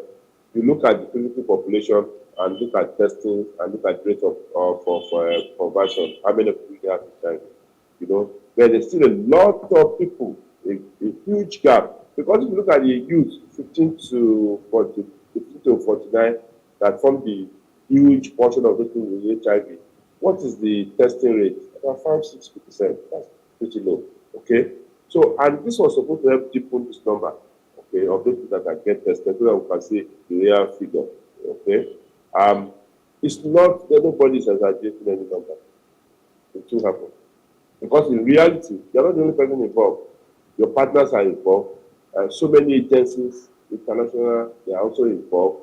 A lot of levels are involved to get those results out. So your target population again? Yeah, 15 to 49. 15 to 39. 49. Okay, so what have been the barriers to the growth of HIV testing in Nigeria? Stigma is number one thing. stigma, Secondly, availability of those kits. And then you see that this is actually addressing, the roadmap is addressing those availability of the test kit. Then knowledge gap. Knowledge gap is a huge barrier. You see a lot of disinformation, and weaponization of information going on, especially in our health system.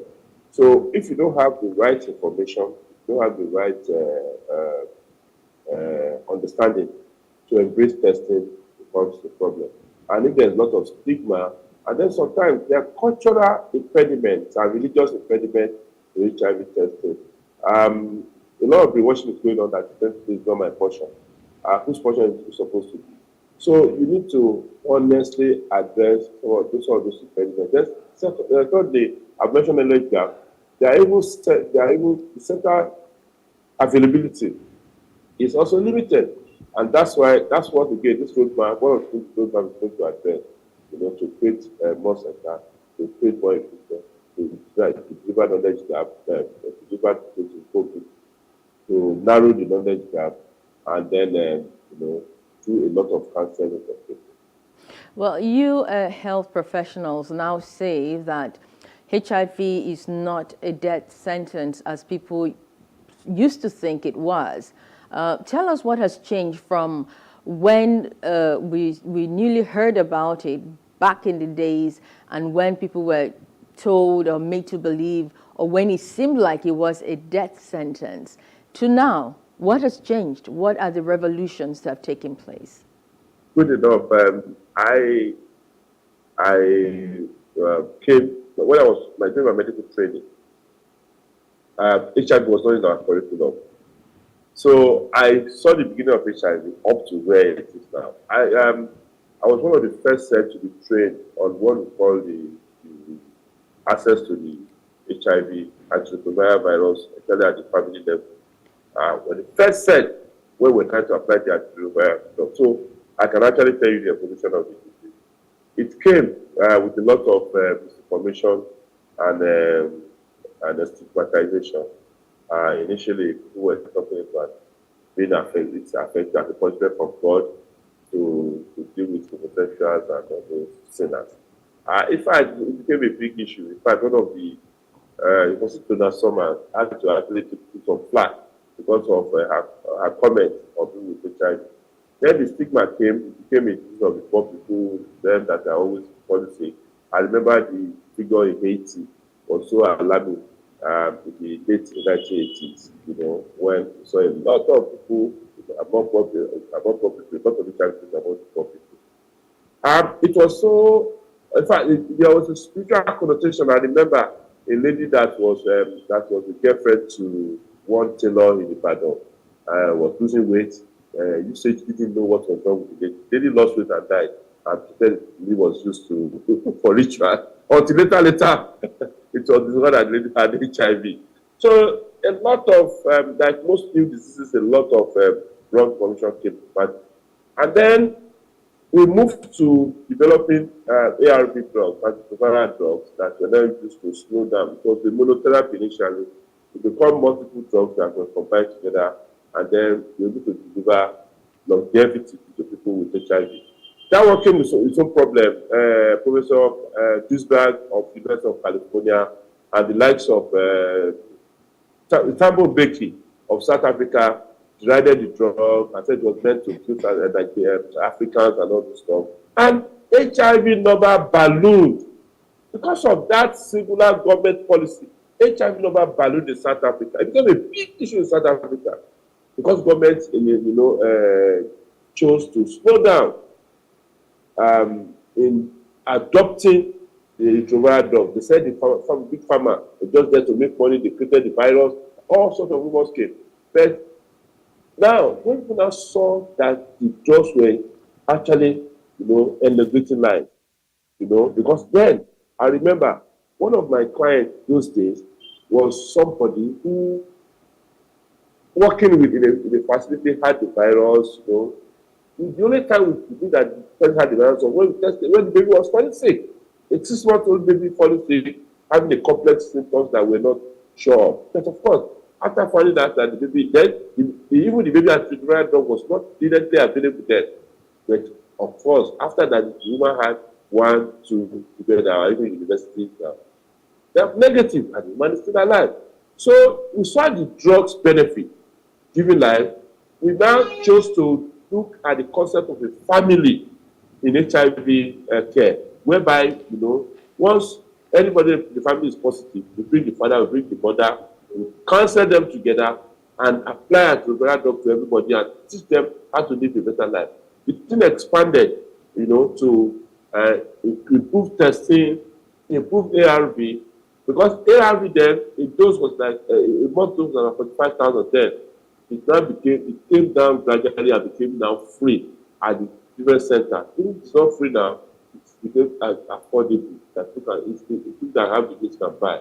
So we have moved from era of rumors, eras of lack of information, disinformation, misinformation, and spiritualizing the disease to era where we have the drugs now, people can do.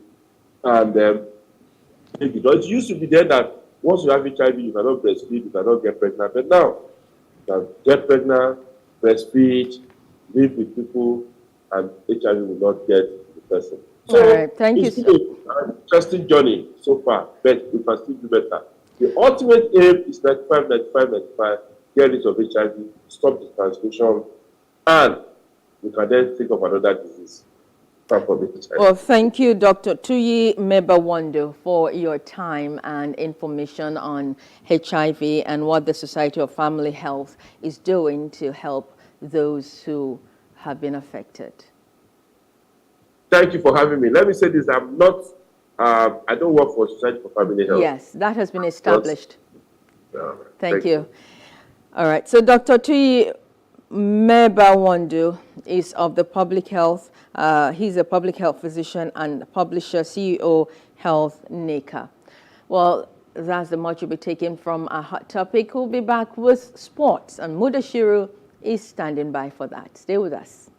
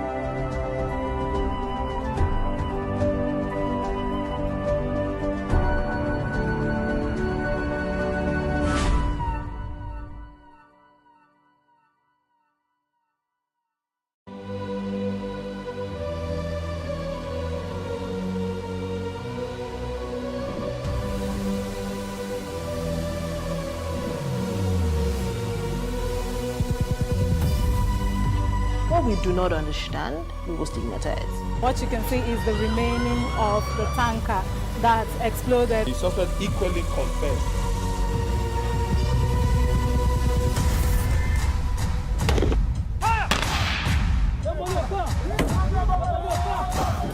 A 500 naira they collect them. If you no talk, then go beat you. Now 2,500 they pay.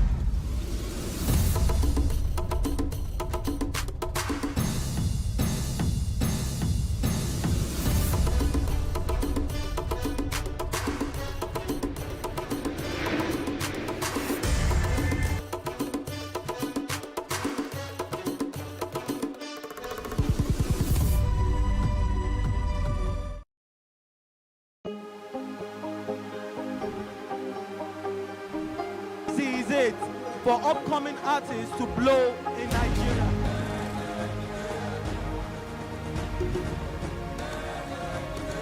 Welcome to Plus Trending. I am Buki November, your host, saying thank you for joining us on today's episode. Welcome back. It's tea time on Plus TV Africa. Practice makes perfect. I'm not perfect yet, but I'm a lot better than I used to be. He's a king. He's entitled to marry 100 if he wants to.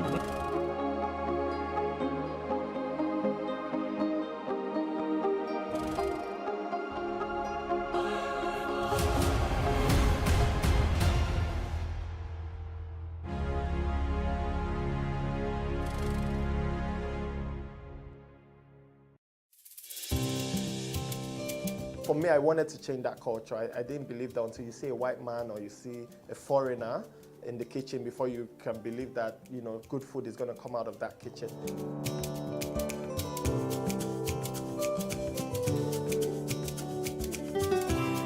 You can leverage on each other's spaces and, you know, sell. We believe in Nigeria, right? We believe that Nigeria can get better. We, the youth, are the ones that can make it better. And my products are proudly made in Nigeria.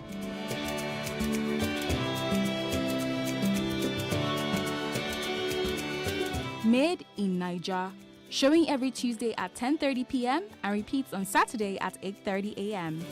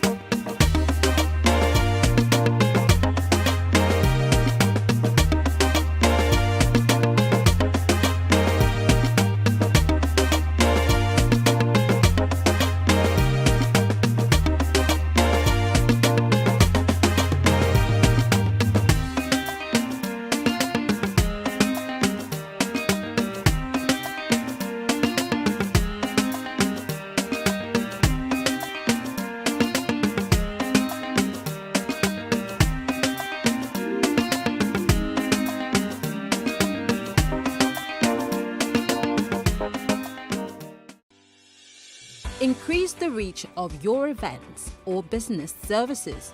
To advertise on Plus TV Africa, please call 0906 000 5719 or 0909 040 8408.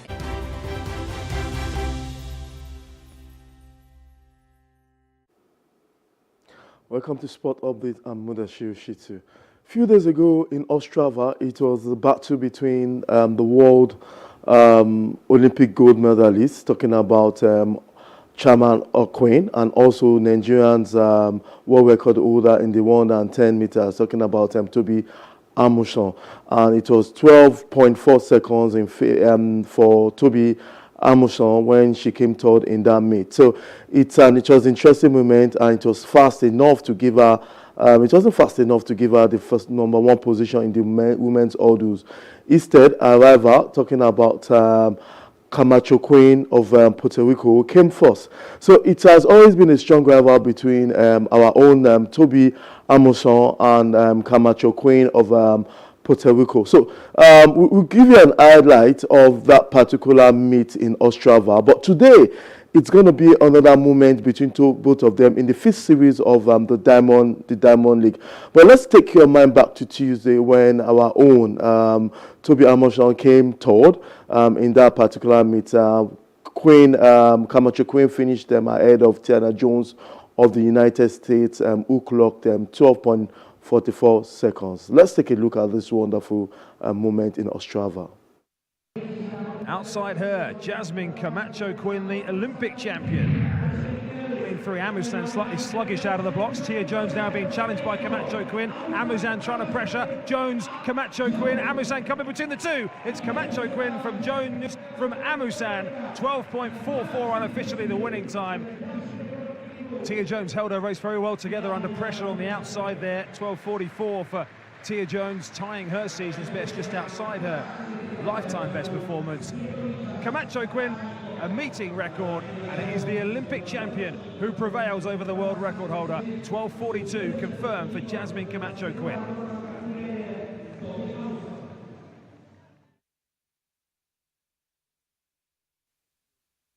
But today we want to know whether Tobi Amusan will be able to get her revenge back. It has been 10 wins in favor of Camacho Queen ahead of Tobi with 6 wins. Away from that, we come close home, where the clubs in the Nigerian Premier League have been reminded to commence the licensing process of the 2023-24 season. The IMC, which is known as the Interim Management Company, advised all participating clubs to take advantage of the early completion of the process and warned that only clubs that have been licensed will be registered for the new season. Following the submission of season's reports by the IMC to the Nigerian Football Federation, qualified clubs for CAF club competitions were invited to commence that procedure with the NFF with the CAF club licenses. Let's don't forget that Eyimba and Remo will participate in the CAF Champions League, while Rivers United and Bender Insurance will compete in the CAF Confederation Cup next season.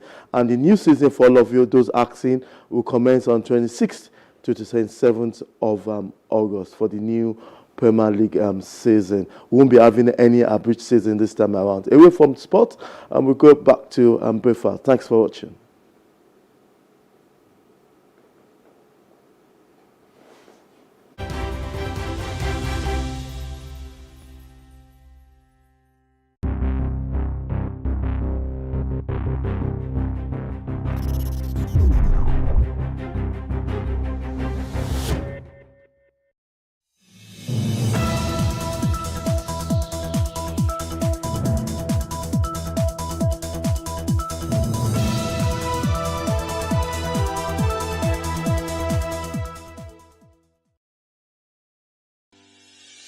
Increase the reach of your events or business services. To advertise on Plus TV Africa, please call 0906 000 5719 or 0909 040 8408 or send an email to marketing@plustvafrica.com. Plus TV Africa. Big stories live here.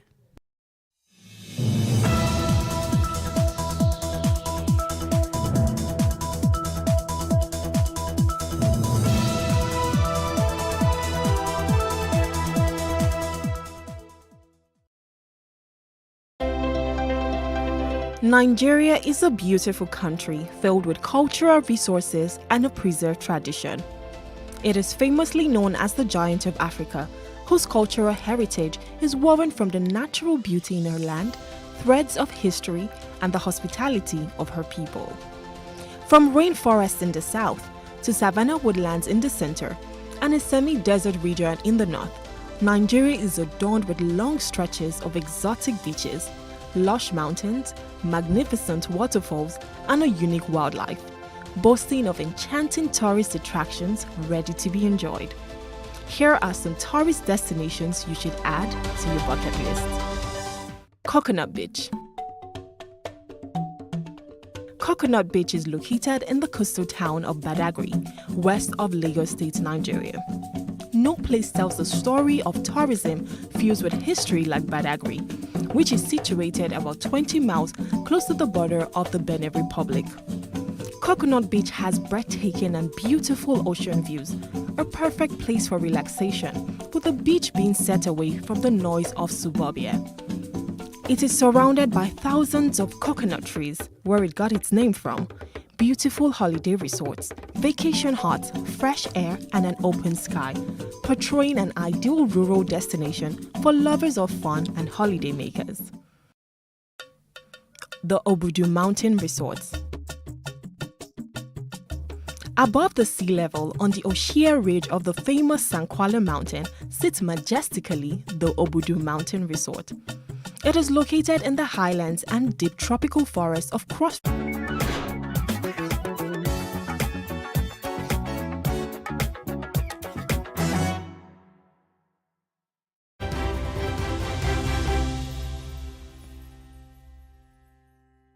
Okay, so it's time to wrap up the Friday Flex edition of The Breakfast. And before we leave you, we have the quote of the day from Abraham Lincoln. And in the end, it's not the years in your life that count, it's the life in your years. Think about that. I am Maureen Menong-Wezigwan, and it's been great having you join us for The Breakfast this week. Do join us again next week for more. Do have a great day.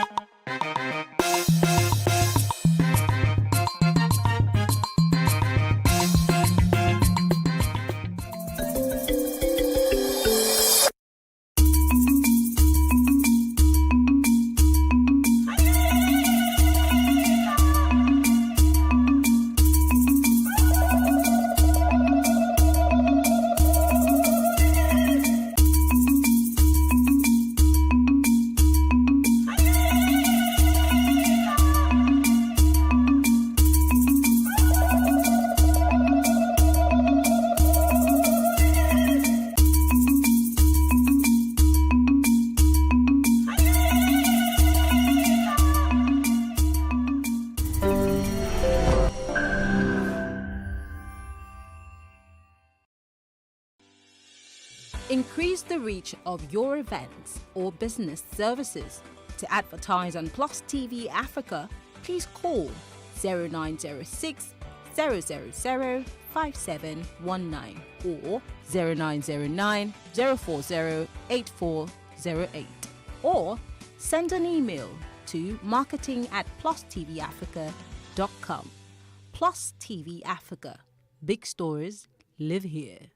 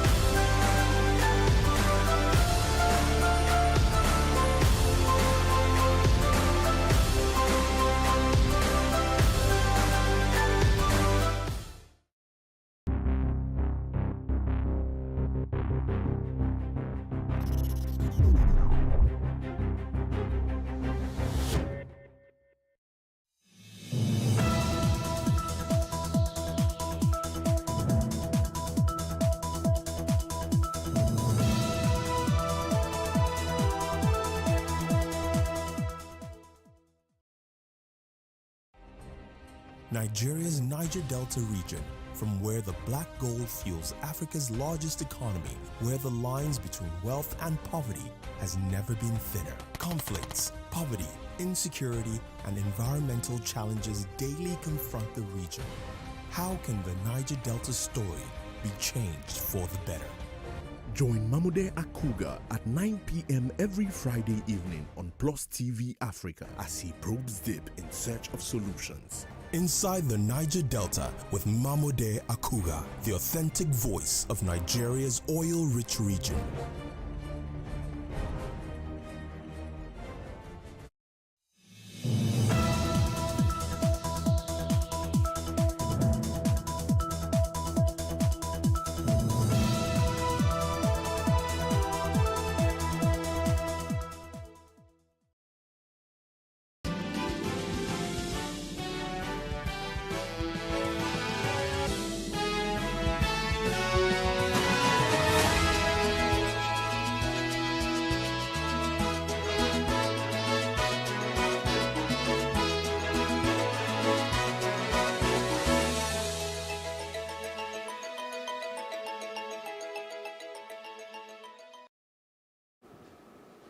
Good morning. I am Maureen Menong-Ezigwe, and this is News Brief.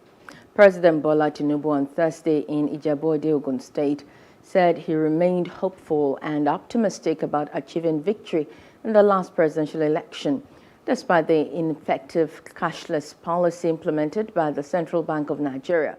The president spoke in separate remarks at the palaces of the paramount ruler of Ijebuland, Oba Sikiru Adetona, in Ijebu-Ode, and Alake of Igbaland, Oba Adedotun Gbadebo in Abeokuta during a thank-you visit to the royal fathers. According to the president, he invoked the spirits of freedom and determination symbolized by Baba Emilokun to overcome the obstacles in the election. Mr. President,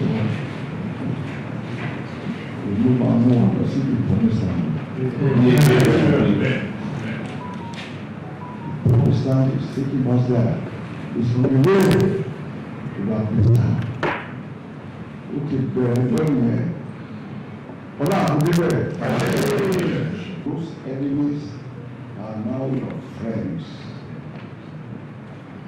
Those action that is easy to do that.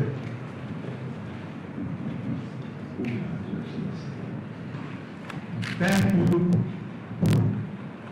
for being there for me and for being there for the country.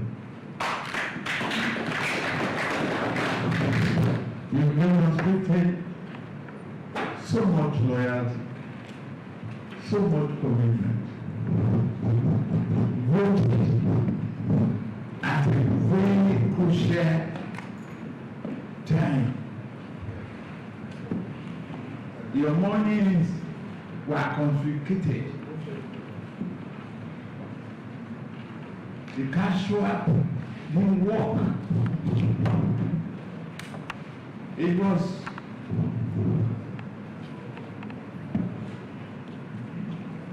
terrible then. I had it. And I came to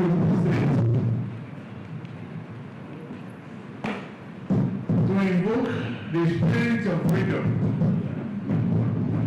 for which we are looking. I invoked that spirit twice. The spirit of Baba is a miracle. That's Baba. Being blunt, being sensitive, that's it. They will tell you. And the second spirit is that money or no money.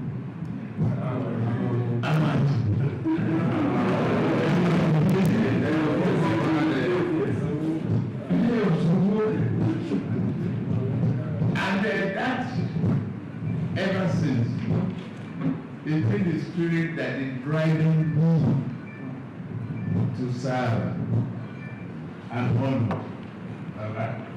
I am honored. I just come to respond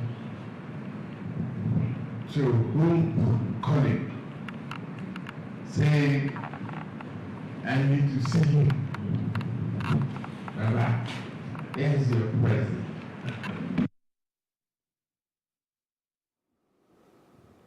Meanwhile, President Bola Tinubu has called for more endurance and patience from Nigerians following some economic reforms his administration has embarked upon since assuming office.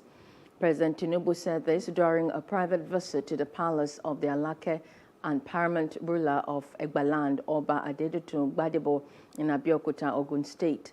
He said he is ready to listen to Nigerians, maintain open-door policy, and ensure that freedom, confidence returns to the country. On his part, the Alake of Egbaland called for more support for the president with a pledge to support his administration.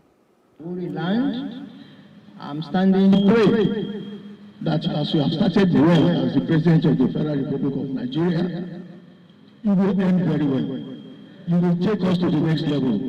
Nigeria will be able to stand among the best nations of the world in terms of funding, in terms of justice, in terms of civilization, in everything that is good. By the grace of God, you will never have any cause to regret. I am here, still making that pledge of the campaign promise. Just recognize that.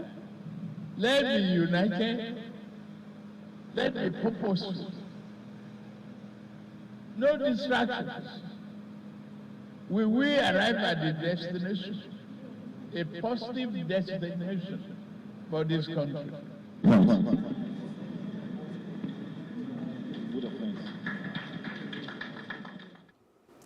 Spokesperson to former President Muhammadu Buhari, Garba Shehu, has denied that the former leader has asked his successor not to investigate some ministers under the previous government.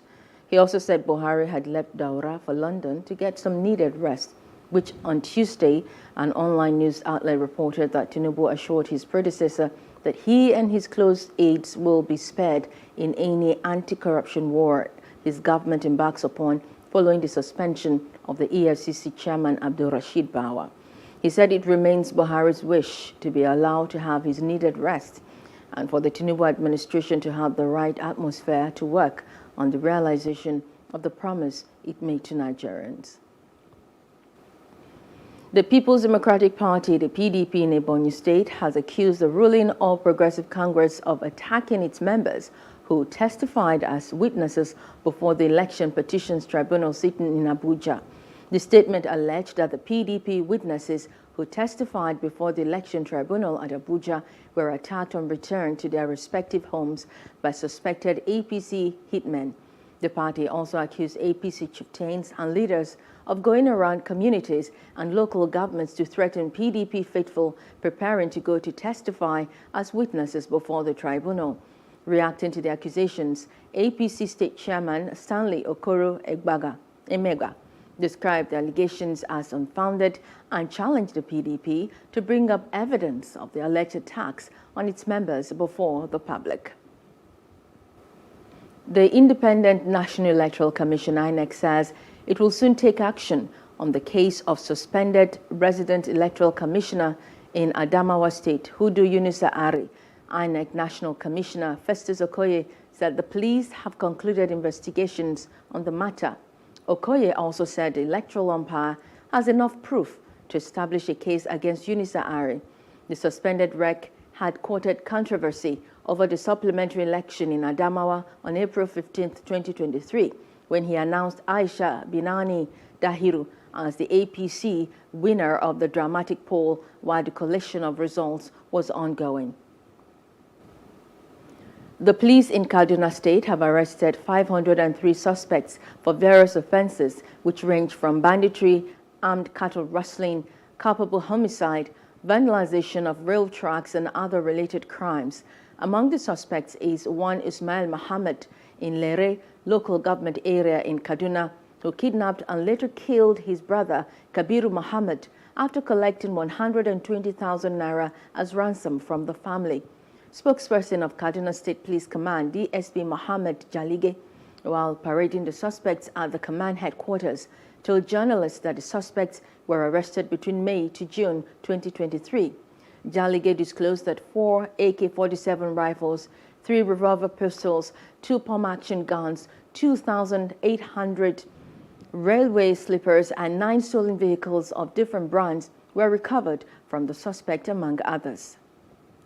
The command, within the last few weeks, in its one-rose task of securing the lives of law-abiding citizens of Kaduna State, have succeeded in arresting 503 suspects for various crimes, which includes armed banditry, armed robbery, handsets and bags snatching, cattle rustling, culpable homicide, rape, shop breaking, theft, vandalization of rail tracks. During investigation, a number of recoveries were made, which includes 4 AK-47 rifles, 3 revolver pistols, 2 pump-action guns, 2,800 railway slippers, 9 motorcycles of different brands, 2 tricycles, 209 rounds of AK-47 live ammunition. It may interest you to know that the gallant determination of our detectives have yielded more results on some of these cases that are being investigated, with the arrest of 6 additional suspects in connection to the gruesome killing of one Alhaji Shuaibu Mohammed Arpong Zazzau on the 17th of June 2023. Motorists plying the Makurdi Aliade Otukpo Enugu Highway were stranded for several hours following blockade of the road at Ikpanyongo by angry residents over renewed killings in the communal crisis between the people of Mbasombo and Mbaivo in protests of the incessant killings, rape, abduction, and destruction of property.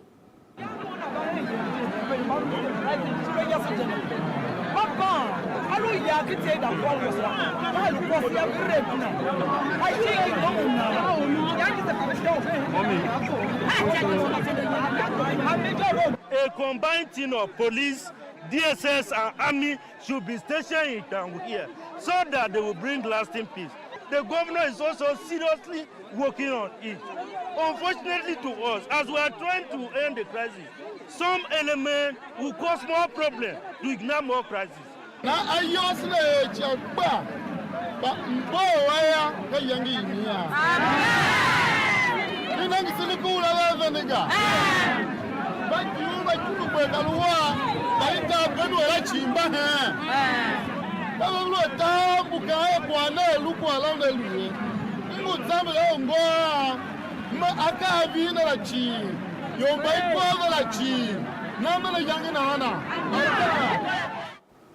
Rivers State Governor Siminalayi Fubara has ordered for an immediate investigation into the cause of the collapsed building at Rumuoke Street on Ada George Road, Port Harcourt. A two-story building which was under construction had collapsed on Thursday in Port Harcourt. Although no life was yet lost, 4 persons reportedly sustained injury. Fubara, who was represented by the Commissioner for Special Projects, Engineer Chukwuemeka Nwoke, at a visit to the site, charged the relevant government agencies to question those involved in the project to bring anyone culpable to book. In the meantime, the Rivers State government has ordered that the construction site be closed with immediate effect. Victims and communities affected by the 2001 Bonga crude oil spill have issued a notice to occupy the facilities of Shell Exploration and Production Company Limited from July 18th. Speaking under the auspices of concerned Bonga oil spill impacted communities, they said their decision followed their demand for compensation pegged at over $3.6 billion. A statement by group's chairman Mike Tieme and secretary Gbidi Nelson was made available to reporters in Warri Delta State. In an earlier letter addressed to the managing director of the company, the community had informed the Shell Group of its planned protests. The National Agency for Food and Drug Administration and Control has alerted Nigerians to a batch of unwholesome Sprite 50cl glass bottles circulating in Nigeria. NAFDAC said the product was discovered following a consumer complaint received and investigated by the Post-Marketing Surveillance Unit of the agency. The agency said the investigation revealed that over 5 crates of the implicated batch of Sprite 50cl glass bottles were discovered to be contaminated with particles. It added that the affected batch of the unwholesome product has been sampled for laboratory analysis in the NAFDAC laboratory, and the agency has directed all zonal directors and state coordinators to carry out surveillance and mop up the implicated batch of unwholesome product. The Nyala Turkish Sudanese Teaching Hospital continues to provide medical services despite the ongoing clashes in the country. The hospital, which opened in 2014, is struggling to provide basic services to all of its patients. Health Ministry said over 3,000 people have been killed, while about 2.5 million people have been displaced, and that's according to the UN. The administration of the Nyala Institute for Health Services stated that all health facilities in the area were closed as a result of the intensification of the clashes. Despite the conflict, the management of Nyala Turkish Sudanese Hospital confirmed that the hospital continues to provide health services. German Defense Minister Boris Pistorius said the country is set to remove its troops from Mali more quickly while maintaining order. Germany, which has deployed 1,000 soldiers to Mali, is already retreating and aims to wind up by May 2024. The troops were mostly stationed near the northern town of Goa, where their main task is to gather investigation for the UN peacekeeping mission, MINUSMA. The peacekeeping operation known as MINUSMA is the most expensive mission in the UN's record, costing $1.2 billion per year, and now appears set to wind down, plunging Mali, a country struggling with jihadist attacks, into the unknown. European Union leaders are set to commit to reducing the bloc's dependence on China and debate how to strike the balance between de-risking and engaging in areas such as climate change. Latvian Prime Minister Krišjānis Kariņš told reporters on his arrival at the 2-day summit in Brussels that it is a €1 million question. Draft conclusions for the summit call on China to press Russia to stop the war in Ukraine and express concern about growing tensions in the Taiwan Strait, while stressing a shared interest in stable relations to tackle global challenges. EU leaders will seek to present a united front, but there are clear differences between countries such as France and Germany, with sizable business interests in China and Lithuania, on which the Chinese have imposed sanctions. Meanwhile, Israeli Prime Minister Benjamin Netanyahu says he has dropped a central element of a bitterly contested plan to roll back Supreme Court powers that have roiled Israel for months. He is still pursuing changes to the way judges are selected. Details in this report.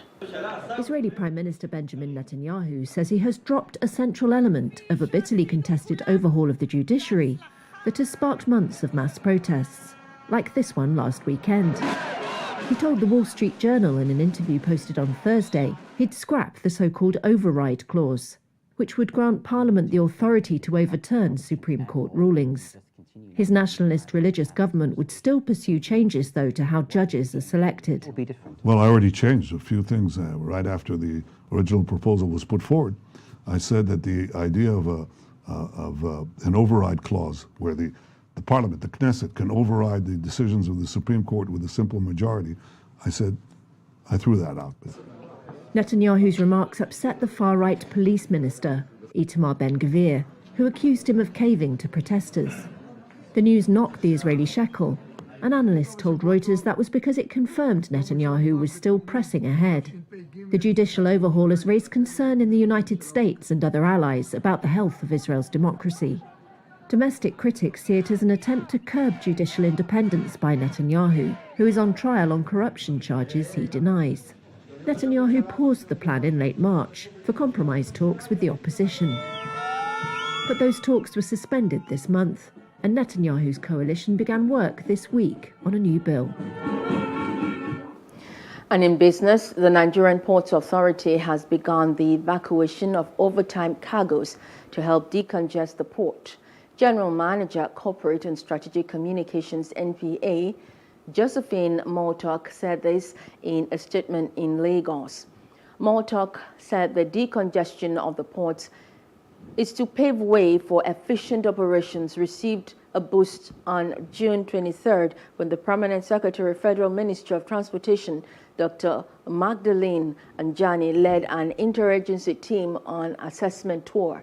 She said the Lagos and Tinkan Island port complexes, including Ikorodu Lighter Terminal, have over the years been occupied with 3,200 units of overtime cars and about 3,295 units of overtime containers, respectively. Mortok said to ensure transparency and inclusiveness, the modalities to govern the auction process would be finalized by all stakeholders. The National Bureau of Statistics has said the average price of liquefied petroleum gas, also known as cooking gas, fell further last month. In its Liquefied Petroleum Gas Price Watch May 2023, the Bureau said the price of filling a 5 kg cylinder dropped by 6.07% to 4,360 naira in May from 4,642 in April. However, the price rose by 11.20% year-on-year from 3,921.35 in May 2022. Also, the average retail price for refilling a 12.5 kg cylinder of cooking gas declined by 7.61% on a month-on-month basis from 10,323 naira in April to 9,538 naira in May. On a year-on-year basis, this rose by 9.30% from 8,726 naira in May of 2022. On state profile analysis, Cross Rivers recorded the highest average retail price for the refilling of a 12.5 kg cylinder with 11,083 naira, followed by Jigawa with 10,975 and Akwa Ibom with 10,174. Conversely, The lowest average price was recorded in Adamawa with 7,925, followed by Zamfara and Borno with 8,128 and 8,200 respectively. In entertainment news, British supermodel Naomi Campbell has become a mother for the second time. The 53-year-old model announced the news with an adorable picture of the child's hand, confirming that she had welcomed a boy. In the picture, the world-class supermodel is seen holding the newborn's hand alongside her 2-year-old daughter. Campbell, who began her career at the young age of 15, is currently single, but is not letting that deter her from her motherhood aspirations. This comes after the model stunned her fans in 2021 with the birth of her first child, a daughter, at the age of 51, declaring the fulfillment she found in parenthood. And in sports, clubs in the Nigeria Premier League have been reminded to commence the licensing processes for the 2023-2024 season. The IMC advised all participating clubs to take advantage of the early completion of the process and warned that only clubs that have been licensed will be registered for the new season. Following the submission of the season's report by the Interim Management Committee to the Nigeria Football Federation, clubs that qualified for the CAF Club competitions were invited to commence their procedures with the NFF in line with CAF Club Licensing Regulations 2022. Enyimba and Remo Stars will compete in the CAF Champions League, while Rivers United and Bendel Insurance will play in the CAF Confederation Cup next season. The new season will commence on the weekend of August 26th to 27th. Well, that's the news now. For more stories, please follow us on Facebook, Twitter, and Instagram, and do subscribe to our YouTube channel at Plus TV Africa and Plus TV Africa Lifestyle. You can also view us from Limex on limex.tv and Glow TV apps anywhere in the world. I am Maureen Menongwe Zigwe. Many thanks for watching.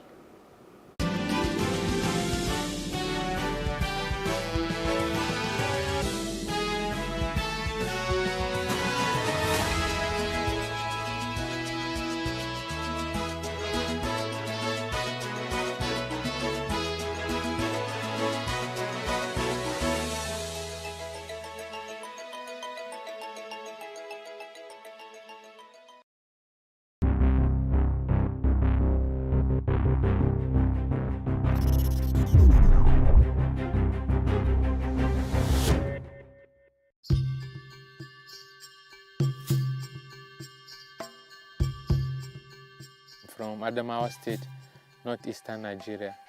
I attended an introduction course in conservation biology, and I realized this was what my passion was.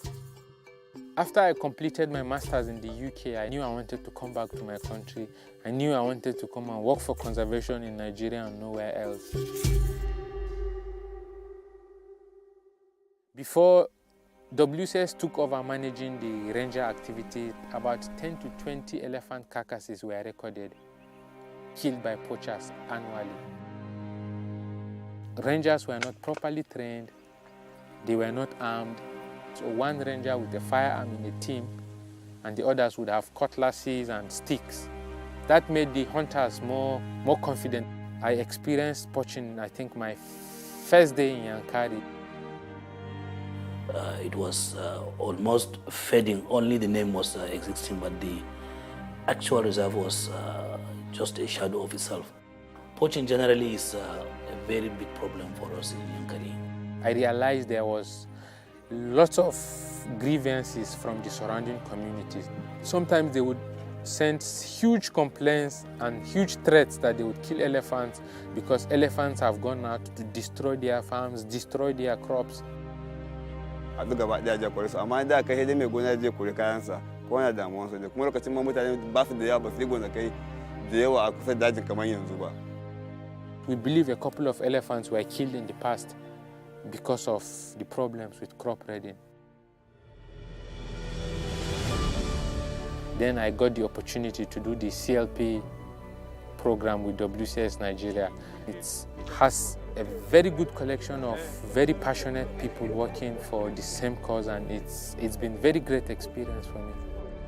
Before Nacha came, we didn't have any conservation outfit per se.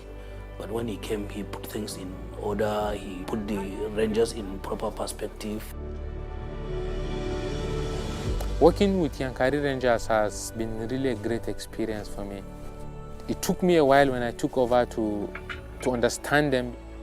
So I got closer to them, spent more time with them, visited them in their homes, ate the same food with them, brought them so close that I was able to understand what are some of their needs, what are their problems.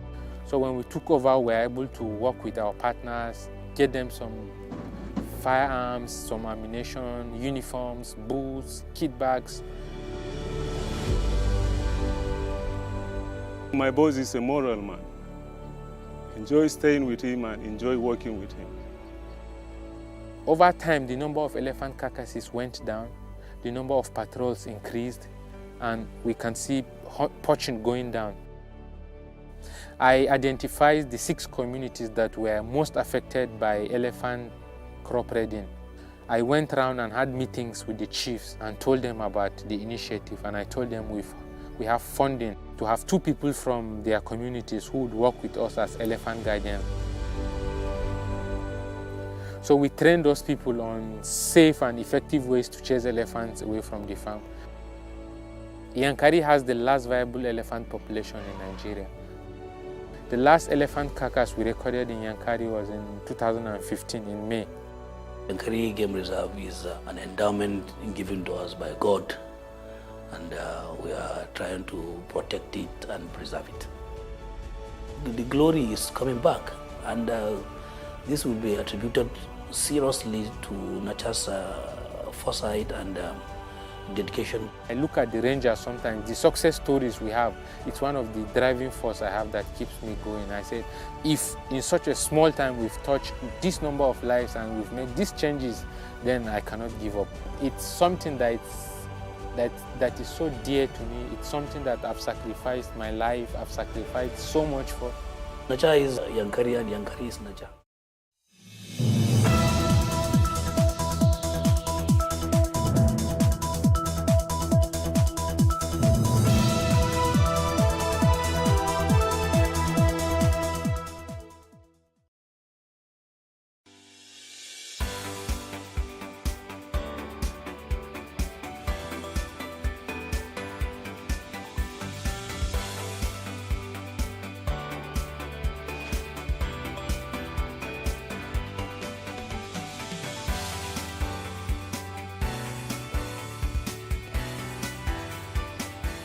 About 80% of small and medium enterprises fail before their 5th anniversary due to harsh economic environment and lack of access to capital and poor business practices, which have stunted growth and transition of micro businesses, according to a new report which is titled Perception Study, Efficiency and Impact of Regulatory Activities of Standard Organization of Nigeria on SMEs.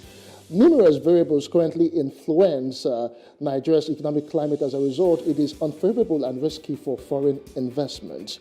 It further stated that there were obstacles in the Nigerian business environment that act as constraint to the survival of business in the nation, despite the economic expansion and the possibility for economic prospect. It identified multiple taxations as a major constraint that has negatively impacted many businesses in the country. On the show today, we turn our gaze to small and medium enterprises and factors affecting their growth in Nigeria. Welcome to Business Insight on Plus TV Africa. I am Justin Akadonye.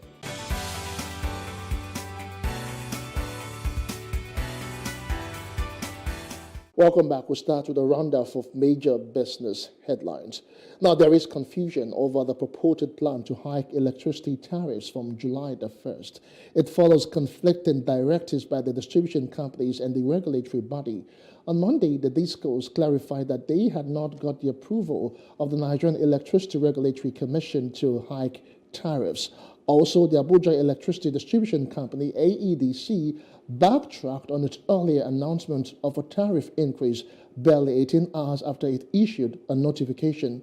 An economist and chief executive officer of the Center for the Promotion of Private Enterprise, Dr. Muda Yusuf, said the proposed reviews marked of insensitivity.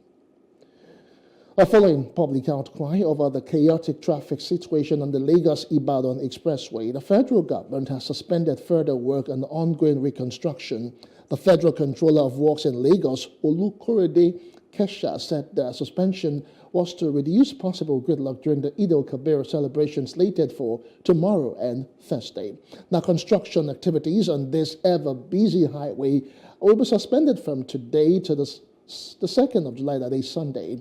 Travelers are advised to cooperate with traffic management team deployed on the highway to manage traffic. And now to maritime. Nigerian seafarers professionals has called on the federal government to stop the importation of vessels into Nigeria, saying it negates the intents of the Cabotage Act of 2007, which stipulated that ships should be built and crewed by Nigerians. Now, the seafarers who pushed this agenda during the World Seafarers Day held at the National Institute of Sport in Lagos also called on President Bola Tinubu to extend his recent policy on student loan to Nigerian seafarers to upgrade knowledge. Speaking at an event, a prominent seafarer, Captain Oluwasegun Oniye, also advised the Nigerian Maritime Administration and Safety Agency, NIMASA, to ensure that the accrued cabotage fund ready for disbursement must not be spent outside Nigeria, but within the country so that the vessels can be built in the country. The Nigerian equities market closed positive as the key market indicator advanced by 129.25 basis points amid positive market breadth. The NGX All-Share Index advanced by 0.22% to close at 59,355.88 basis points against the 0.01% loss recorded previously to close at 59,206.63 basis points at the end of last trading session. In Naira terms, the NGX market cap records 71.95 billion Naira gain. Year to date, the NGX ASI stands at 15.77%. The total volume traded declined by 11.97% to close at 552.69 million, valued at 13.06 billion Naira, and traded in 8,052 deals. Access Core was the most traded stock by volume with 74.60 million units traded, while Bossment was the most traded stock by value with 3.86 billion units. Sectoral performance was broadly positive as 2 NGX sector indexes closed southward, 16 sector indexes closed northward, and 2 closed flat. The Tony Index advanced by 3.38% to top the gainers chart, while the NGX Premium Index declined by 0.62% to top the losers chart. I'll take a quick break. In a moment, I'll be introducing my guests and we'll be talking about the issues affecting small businesses and their thriving in the country. In a moment, stay with us.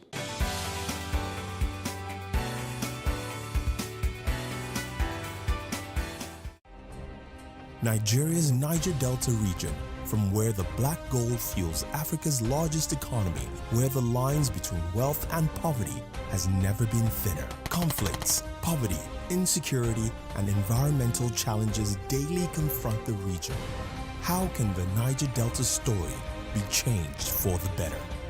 Join Mamude Akuga at 9 p.m. every Friday evening on Plus TV Africa as he probes deep in search of solutions. Inside the Niger Delta with Mamude Akuga, the authentic voice of Nigeria's oil-rich region.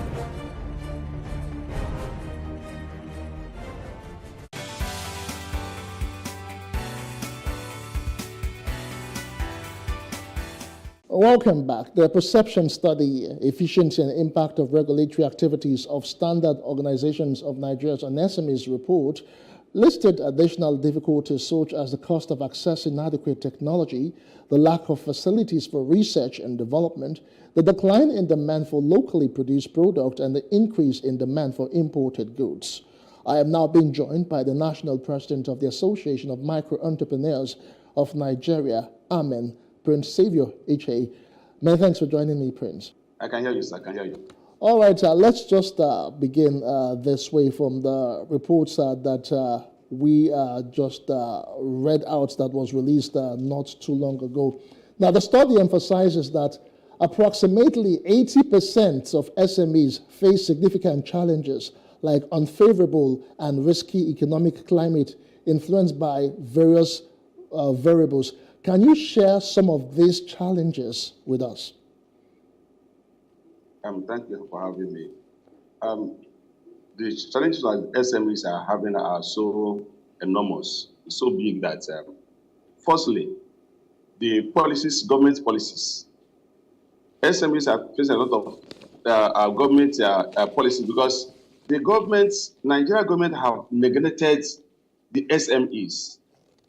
Starting from a power, most Nigerian entrepreneurs, we source the power by ourselves.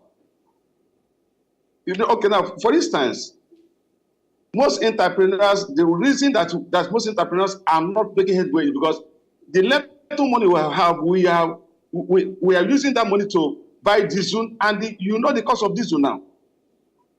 Most times in my own factory, for instance, before I consume diesel of 5,000 diesel before, that was in 2015.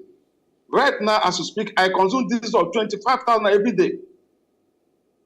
That 25,000, if you times it, that 25,000 every day in 26 working days, we are getting almost 3 million naira. So another challenge that we are facing is the issue of finance. Governments are not there because all these billions of naira the government are claiming they are giving to SMEs is only ends on the page of newspaper and on television. Because what is being happened that's in other countries, the banks are not there to help us, even the microfinance bank.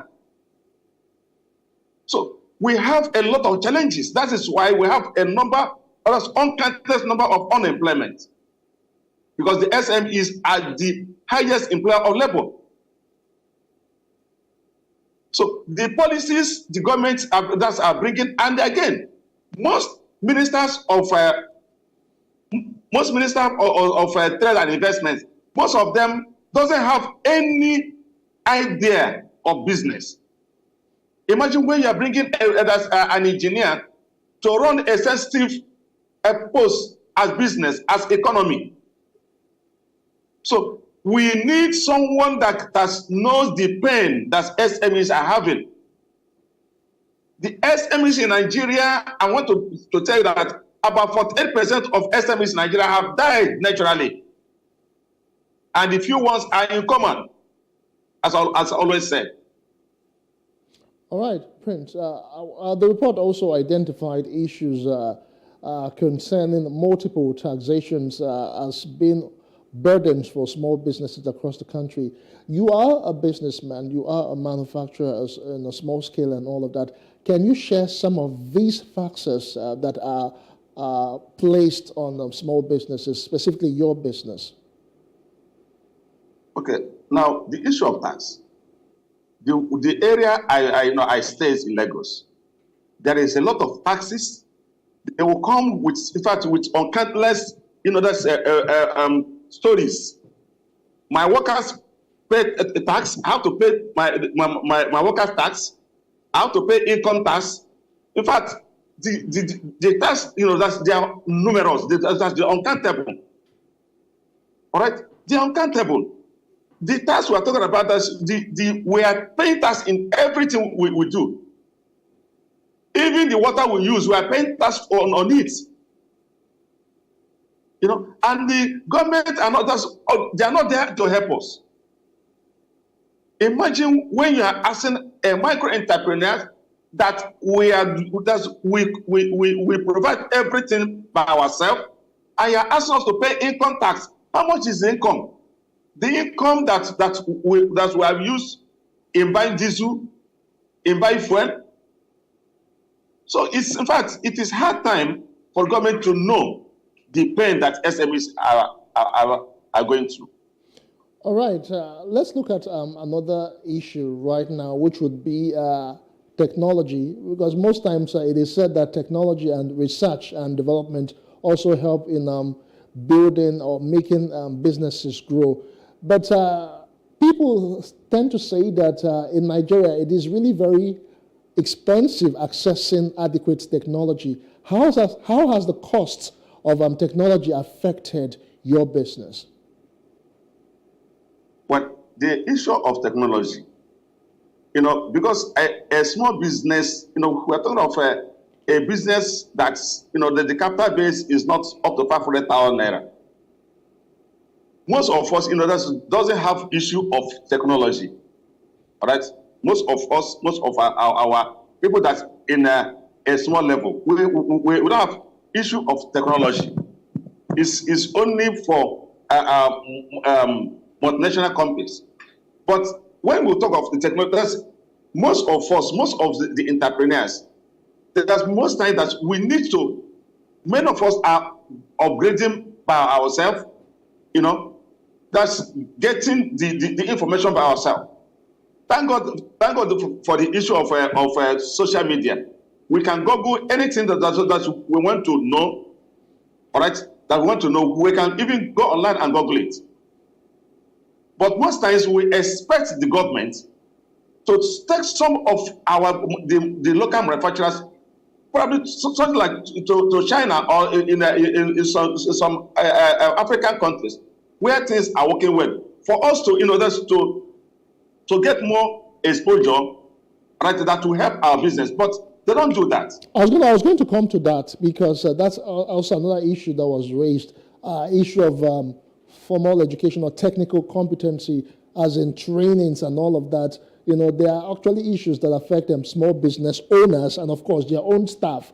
There's an association that you preside over, which is the Association of Micro Enterprises of Nigeria, AMEN. How has your association helped in that light to ensure that your members are actually carried along as per development and new inroads that affect their businesses? Yeah, time to time, we educate our members. Perhaps we have clusters. Most times, members that are in a particular kind of business, we give them.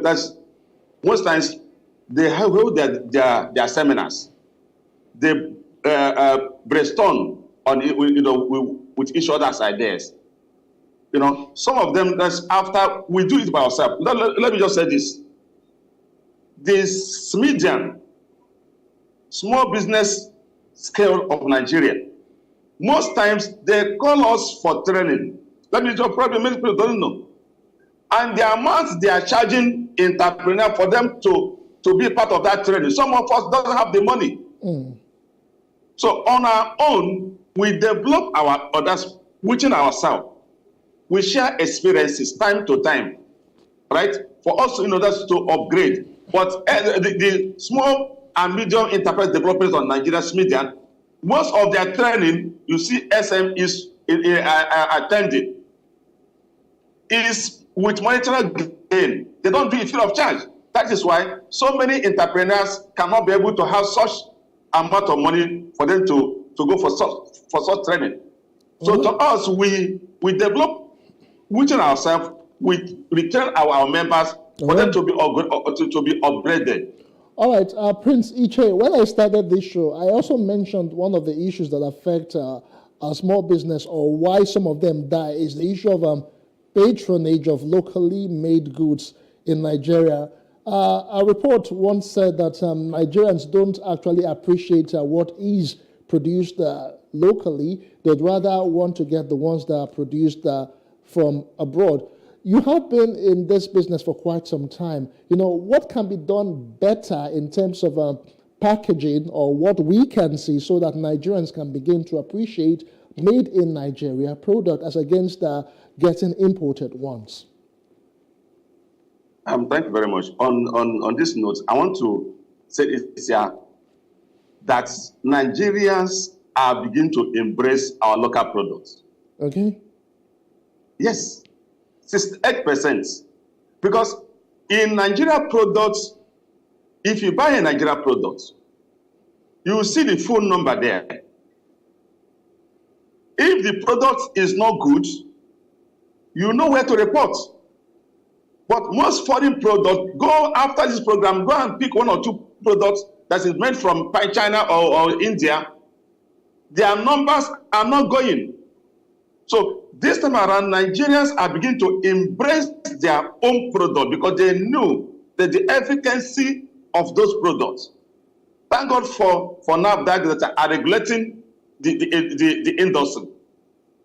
Probably is, but now as I speak, 68% of Nigerians are now acquaintance with our products. They are happy using it, and it is working. Coming to the issue of packaging, nobody who don't want good things. Good things come with money. So because of the little money we can be able to source for ourselves, the packaging you see is what we can be able to afford. All right? All right. So, okay. Yes. Okay. So, if the government are serious, they want our packaging to be okay, as is being done in other countries.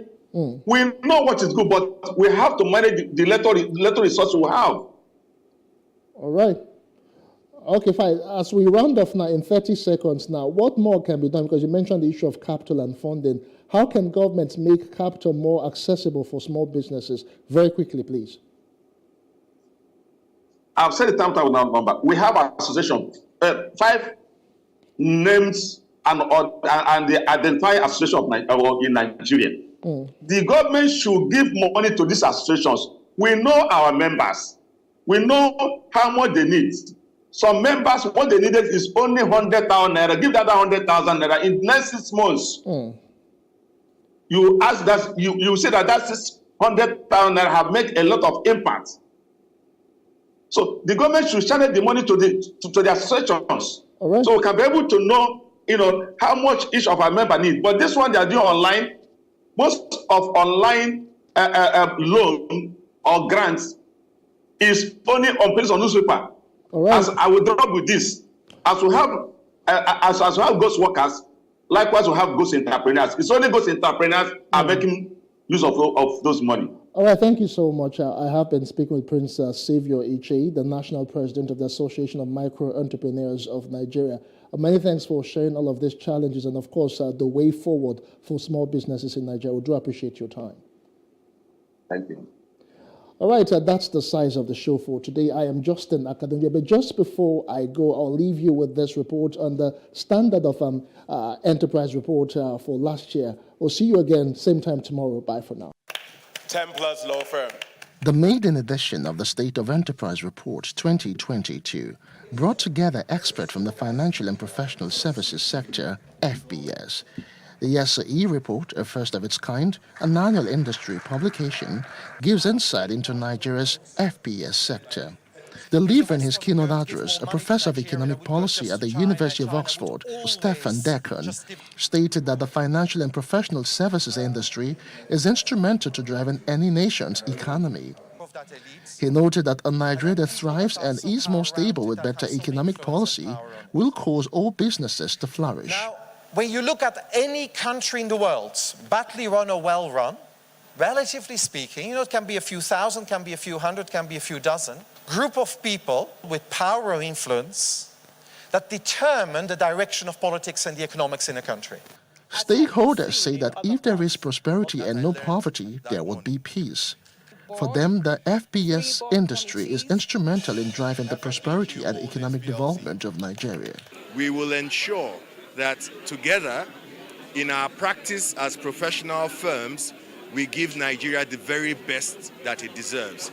And we will also ensure that the private sector under this umbrella comes together as a partner with other sectors for growth and development of our nation. There's clearly a need to change the narrative about Nigeria, and we can't leave it alone to the public sector.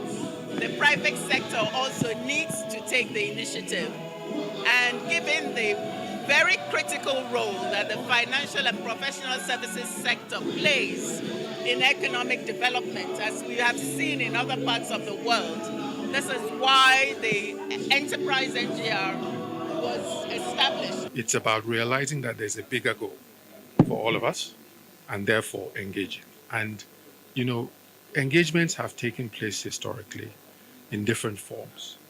We think this kind of platform, where there is hopefully a collective voice, a sort of unified voice, can also have maybe a bigger impact. Managing Director of a merchant bank, Banjo Adegbohungbe, emphasizes the need for strong partnership between the business community and those with political powers. And we see the financial and professional services as a catalyst for economic development and growth. And the focus here is to provide a platform that can ensure that the financial and professional services sector in Nigeria can rank with that anywhere in the world, and can also provide that catalyst and provide that platform to generate development and growth across all sectors of the economy. Just like other participants, Banjo hopes that if all chronicled in the report are adhered to, everyone stands to benefit from the ripple effects of economic development.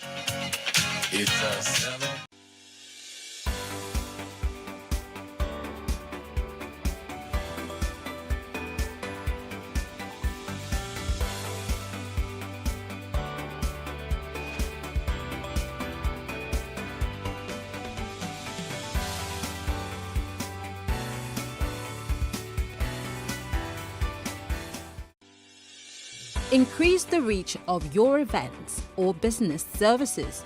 To advertise on Plus TV Africa, please call 0906 000 5719 or 0909 040 8408, or send an email to marketing@plustvafrica.com. Plus TV Africa. Big stories live here. Oftentimes when we see celebrities either on social media, television, or in person, we assume they have it all together, but we forget that they're also human. Well, here are some of the low points of some of your favorite celebrities. So coming into Lagos and having to do like 5 jobs, at a time, my life has always been a balancing act, Time was when I was in this town. Funny you mention it. This entire area, I hip hop around this area. I start from NTA and begin to work my way gradually, end up here at Peck Theatre, and then at the Onikon Museum, and then at Racecourse. Story for another day. All right, so growing up, I wouldn't say I was born with a silver spoon, but I was okay. Dad had everything going on for us. And I lost him when I was 16. So at that point in my life, I had to start making decisions for myself, which was a bit difficult. And that was when I actually decided to become a DJ. When my dad was alive, he didn't want me to do entertainment. So I had to shape myself, take that decision. I remember leaving my house for 2 years at some point because I was chasing my dream. And all that basically has molded me into the man I am today. I remember while I was in school, I would never imagine I would be the person today. I even, at some point, never had money to go to school. So what I would do, I would walk all the way to the bus stop and hope that when I get in the bus, I'll see a student like me that can pay for me before I get to Lasu Gate. But for real, life is like that, and we just take all these things and mold them into what makes us stronger. You mold all the struggle into dumbbell, use them to make yourself stronger. That's it. So for me, I can share a lot of experience with you that would make you drop your jaw and be like, you went through all this. I personally, I never saw the 4 walls of a university. But I found myself now being able to inspire and speak to a lot of audiences. And it's all about self-improvement. Having that drive to, I want to be better than who I am. I want to move. I want to be a positive change. I want to impact positively on the people. It is just one making that honest decision to push themselves rather than looking for the shortest cut by doing all sorts of, hanky-panky nonsense. We can. Only you can. I've been so broke that I had to walk from Maryland to Ilukweju because I didn't have 50 naira transport money for bus. So yeah, I've been through that. And I didn't want to call anybody. This was something that I was like, I got to go through this on my own, because I decided to get into the entertainment industry and chase after my dreams. Left my job. I was tired of calling family, parents, my father, my mother, my guardians to say, yo, I'm broke, you know. I was like, you know what, let's rough it, you know. And I did. And well, here I am today.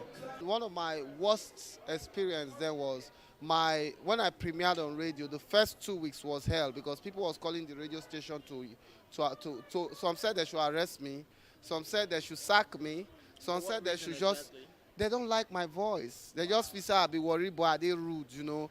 Then not be now we be like say comedian go come. Then a few comedians they.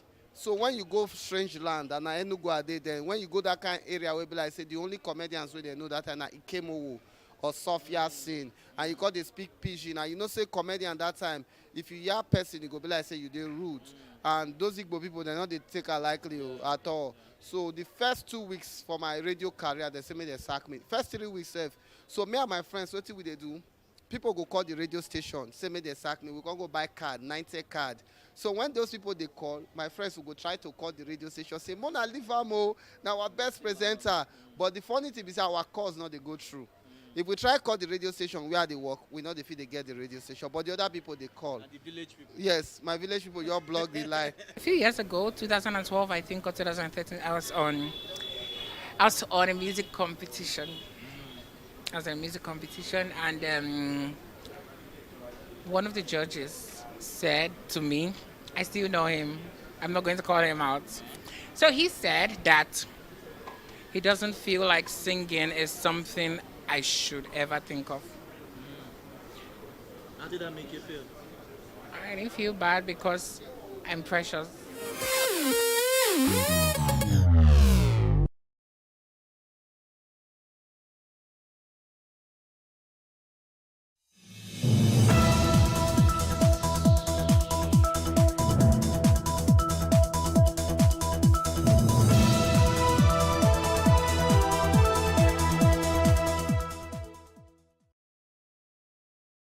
From north to south and east to west, life in Nigeria has become dangerously unbearable. The country is faced with what seems to be endless waves of homegrown security threats and violence. Nigerians live in fear, from terrorism to kidnappings, armed banditry, farmer header clashes, ethnic violence, and separatist agitation. To better understand the causes of the unrest, as well as the true agitations of the people, Searchlight travels across Nigeria. The bandits, I use the dark place, the forest place, to hang around. When our drivers reach there, they will come out and start shooting them. In fact, if I can give an estimate, I can say that in a week we used to treat not less than five gunshots. I look people and people living under siege. Now, Owerri is too hot. No rest of mind. To see for anybody. If you sleep now, sleep with one eye closed, one eye open. Be vigilant. This is Igbora for you.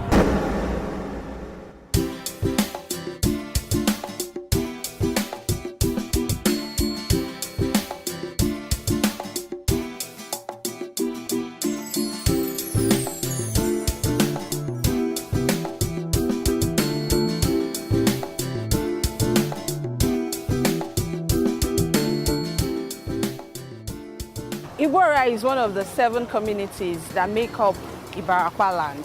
Ibarakwa land comprises of Igongon, Erua, Ayete, Takpa, Idere, Lanlate, and Igbora in Oyo State, Nigeria's southwest region.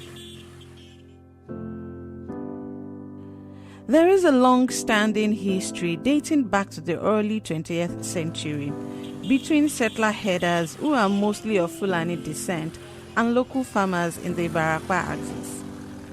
Recently, however, Coexistence has become increasingly problematic as the communities are now plagued with kidnappings, farmer herder clashes, reprisal attacks leading to the forceful ejection of Sarakins and Fulanis in the area. I have been back home here in Igbora since January because of the armed herders and farmers crisis that has been rocking nearby villages and farms. Although the Sarakin Fulani of Ngongo, Salihu, was evicted in January on accusations that he was helping evade justice, not much has changed. There are still incidences of kidnappings and attacks on farmlands. This is Shekere village in Igbora. We live in fear. Had you come earlier in the day and could enter the farm, you would find their cattle eating crops, and when confronted, they attack the owners of the farm. If perchance they meet a woman unaccompanied on the farm, she could be raped. There is no safety on farmlands. The nomadic ones are moving around. The residential ones, we know them. Some of the residential ones are still within the community. They are peaceful. One incident occurred when our people they are outraged and they burnt all the Karas in the whole Ibarapa land, even that of Irua. In Igbora here now, there's no Kara again. If you had burnt all the Karas in the whole of Ibarapa land, I want to think that Kara is a place for residential Fulanis. No, Kara is a spot, a market for them to come and buy and sell. So you have burnt. Do you know? Come, their economic spots. Let me tell you some things about that Kara. Some things we discover about that Kara, especially that of Igbora here. That spot is a spot where they do hide their ammunitions. And in the night like this, they will pick up those ammunitions, go out, kidnaps, rob, anything they can do. And when they come back to town the following day. Kabir, you've done a lot of work out of the Ibarapa land. What did you see? What do you know? Can you share your first-hand experience? Not just in Igbora, not just in Lanlate, not just in Oyo State, but from my experience across the Southwest states, I realized that most of the killings, the kidnappings being perpetrated are being done by the Bororos, who are mostly referred to as foreigners. Some of these Bororos, they come into the country through Benin Republic, some through Cameroon, and you get to realize that in the essence of it all, some through Niger, that many of them are not the traditional Fulanis. And the reason is this: we've had cases where traditional Fulanis, those who are Nigerians, some of them who came from, who are from Kwara states, also alleged that they have also been kidnapped. They've also been victims of the attacks of these persons. Most times, those that perpetrate this, they don't even have any cattle. All they have is gun, sword, and other weapons. The violence doesn't end there. Nigeria is faced with the Boko Haram insurgency in the northeast, banditry in the northwest, armed separatist agitations in the southeast, amid communal clashes in the Middle Belt, southwest, and south-south. Increasingly, violence between herders and farming communities is spreading from Nigeria's central belt southward, while kidnappings are rife nationwide. What exactly led to this? When you see a failure of this scale, of this magnitude, and spread right across the country, the first thing that comes to mind is that somebody somewhere who has responsibilities to secure Nigerians has failed in their duties. There's no other explanation for this. So we have a country that is poorly run, poorly governed, and therefore unable to master the requirements of securing both citizens and the country itself. That is the first one. The second one is that there are a lot of opportunistic criminal activities going on. People understand the weaknesses, they perceive a weakness at the level of the state. They think the state is weak or the state is incapable of protecting citizens from all sorts of attacks, bandits, kidnappers, insurgencies, insurrections, secessionists, irredentists. All these people actually exist because the state has not been able to assert its obligation and responsibilities to protect citizens. And they are emerging and increasing by the day. The third one is the failure of the Nigerian elite to get together and demand that the Nigerian state does what it's supposed to do. The leadership does what they are supposed to do, that is to protect citizens. The voices that are supposed to be heard are not being heard. Too many people are quiet, either out of fear or because they think that they are not likely to make any impact if they don't raise their voices.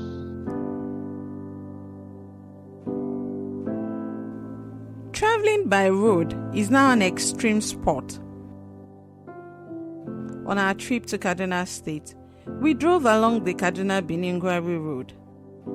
The 123-kilometer road trip seemed easy enough, but we had no idea what we were getting ourselves into.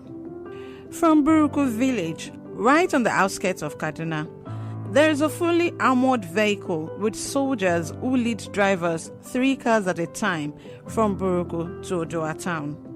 This stretch is considered to be the most dangerous. Drivers have to wait their turn as they stand no chance of traveling safely to and fro Benin-Gwari without these escorts. From Odoa, the journey to Benin-Gwari is considered safe from the kidnappers and terrorists, whose victims are not just travelers but also villagers and farmers. Which is mobile police. They are the one escorting our members to carry them to Burku. Let's say from January up to now, at least we lost more than 30 of our members as a result of the bandits. Forests in Nigeria are now hideouts for cattle rustlers, highway robbers, kidnappers and terrorists due to the absence of state capacity or political will to exercise control. From Benin-Gwari Forest in Kaduna to Rugu Forest in Katsina and Zafe in Zamfara, these forests are now referred to as ungoverned. Erena is in Niger, Shiroro. From there you cross over.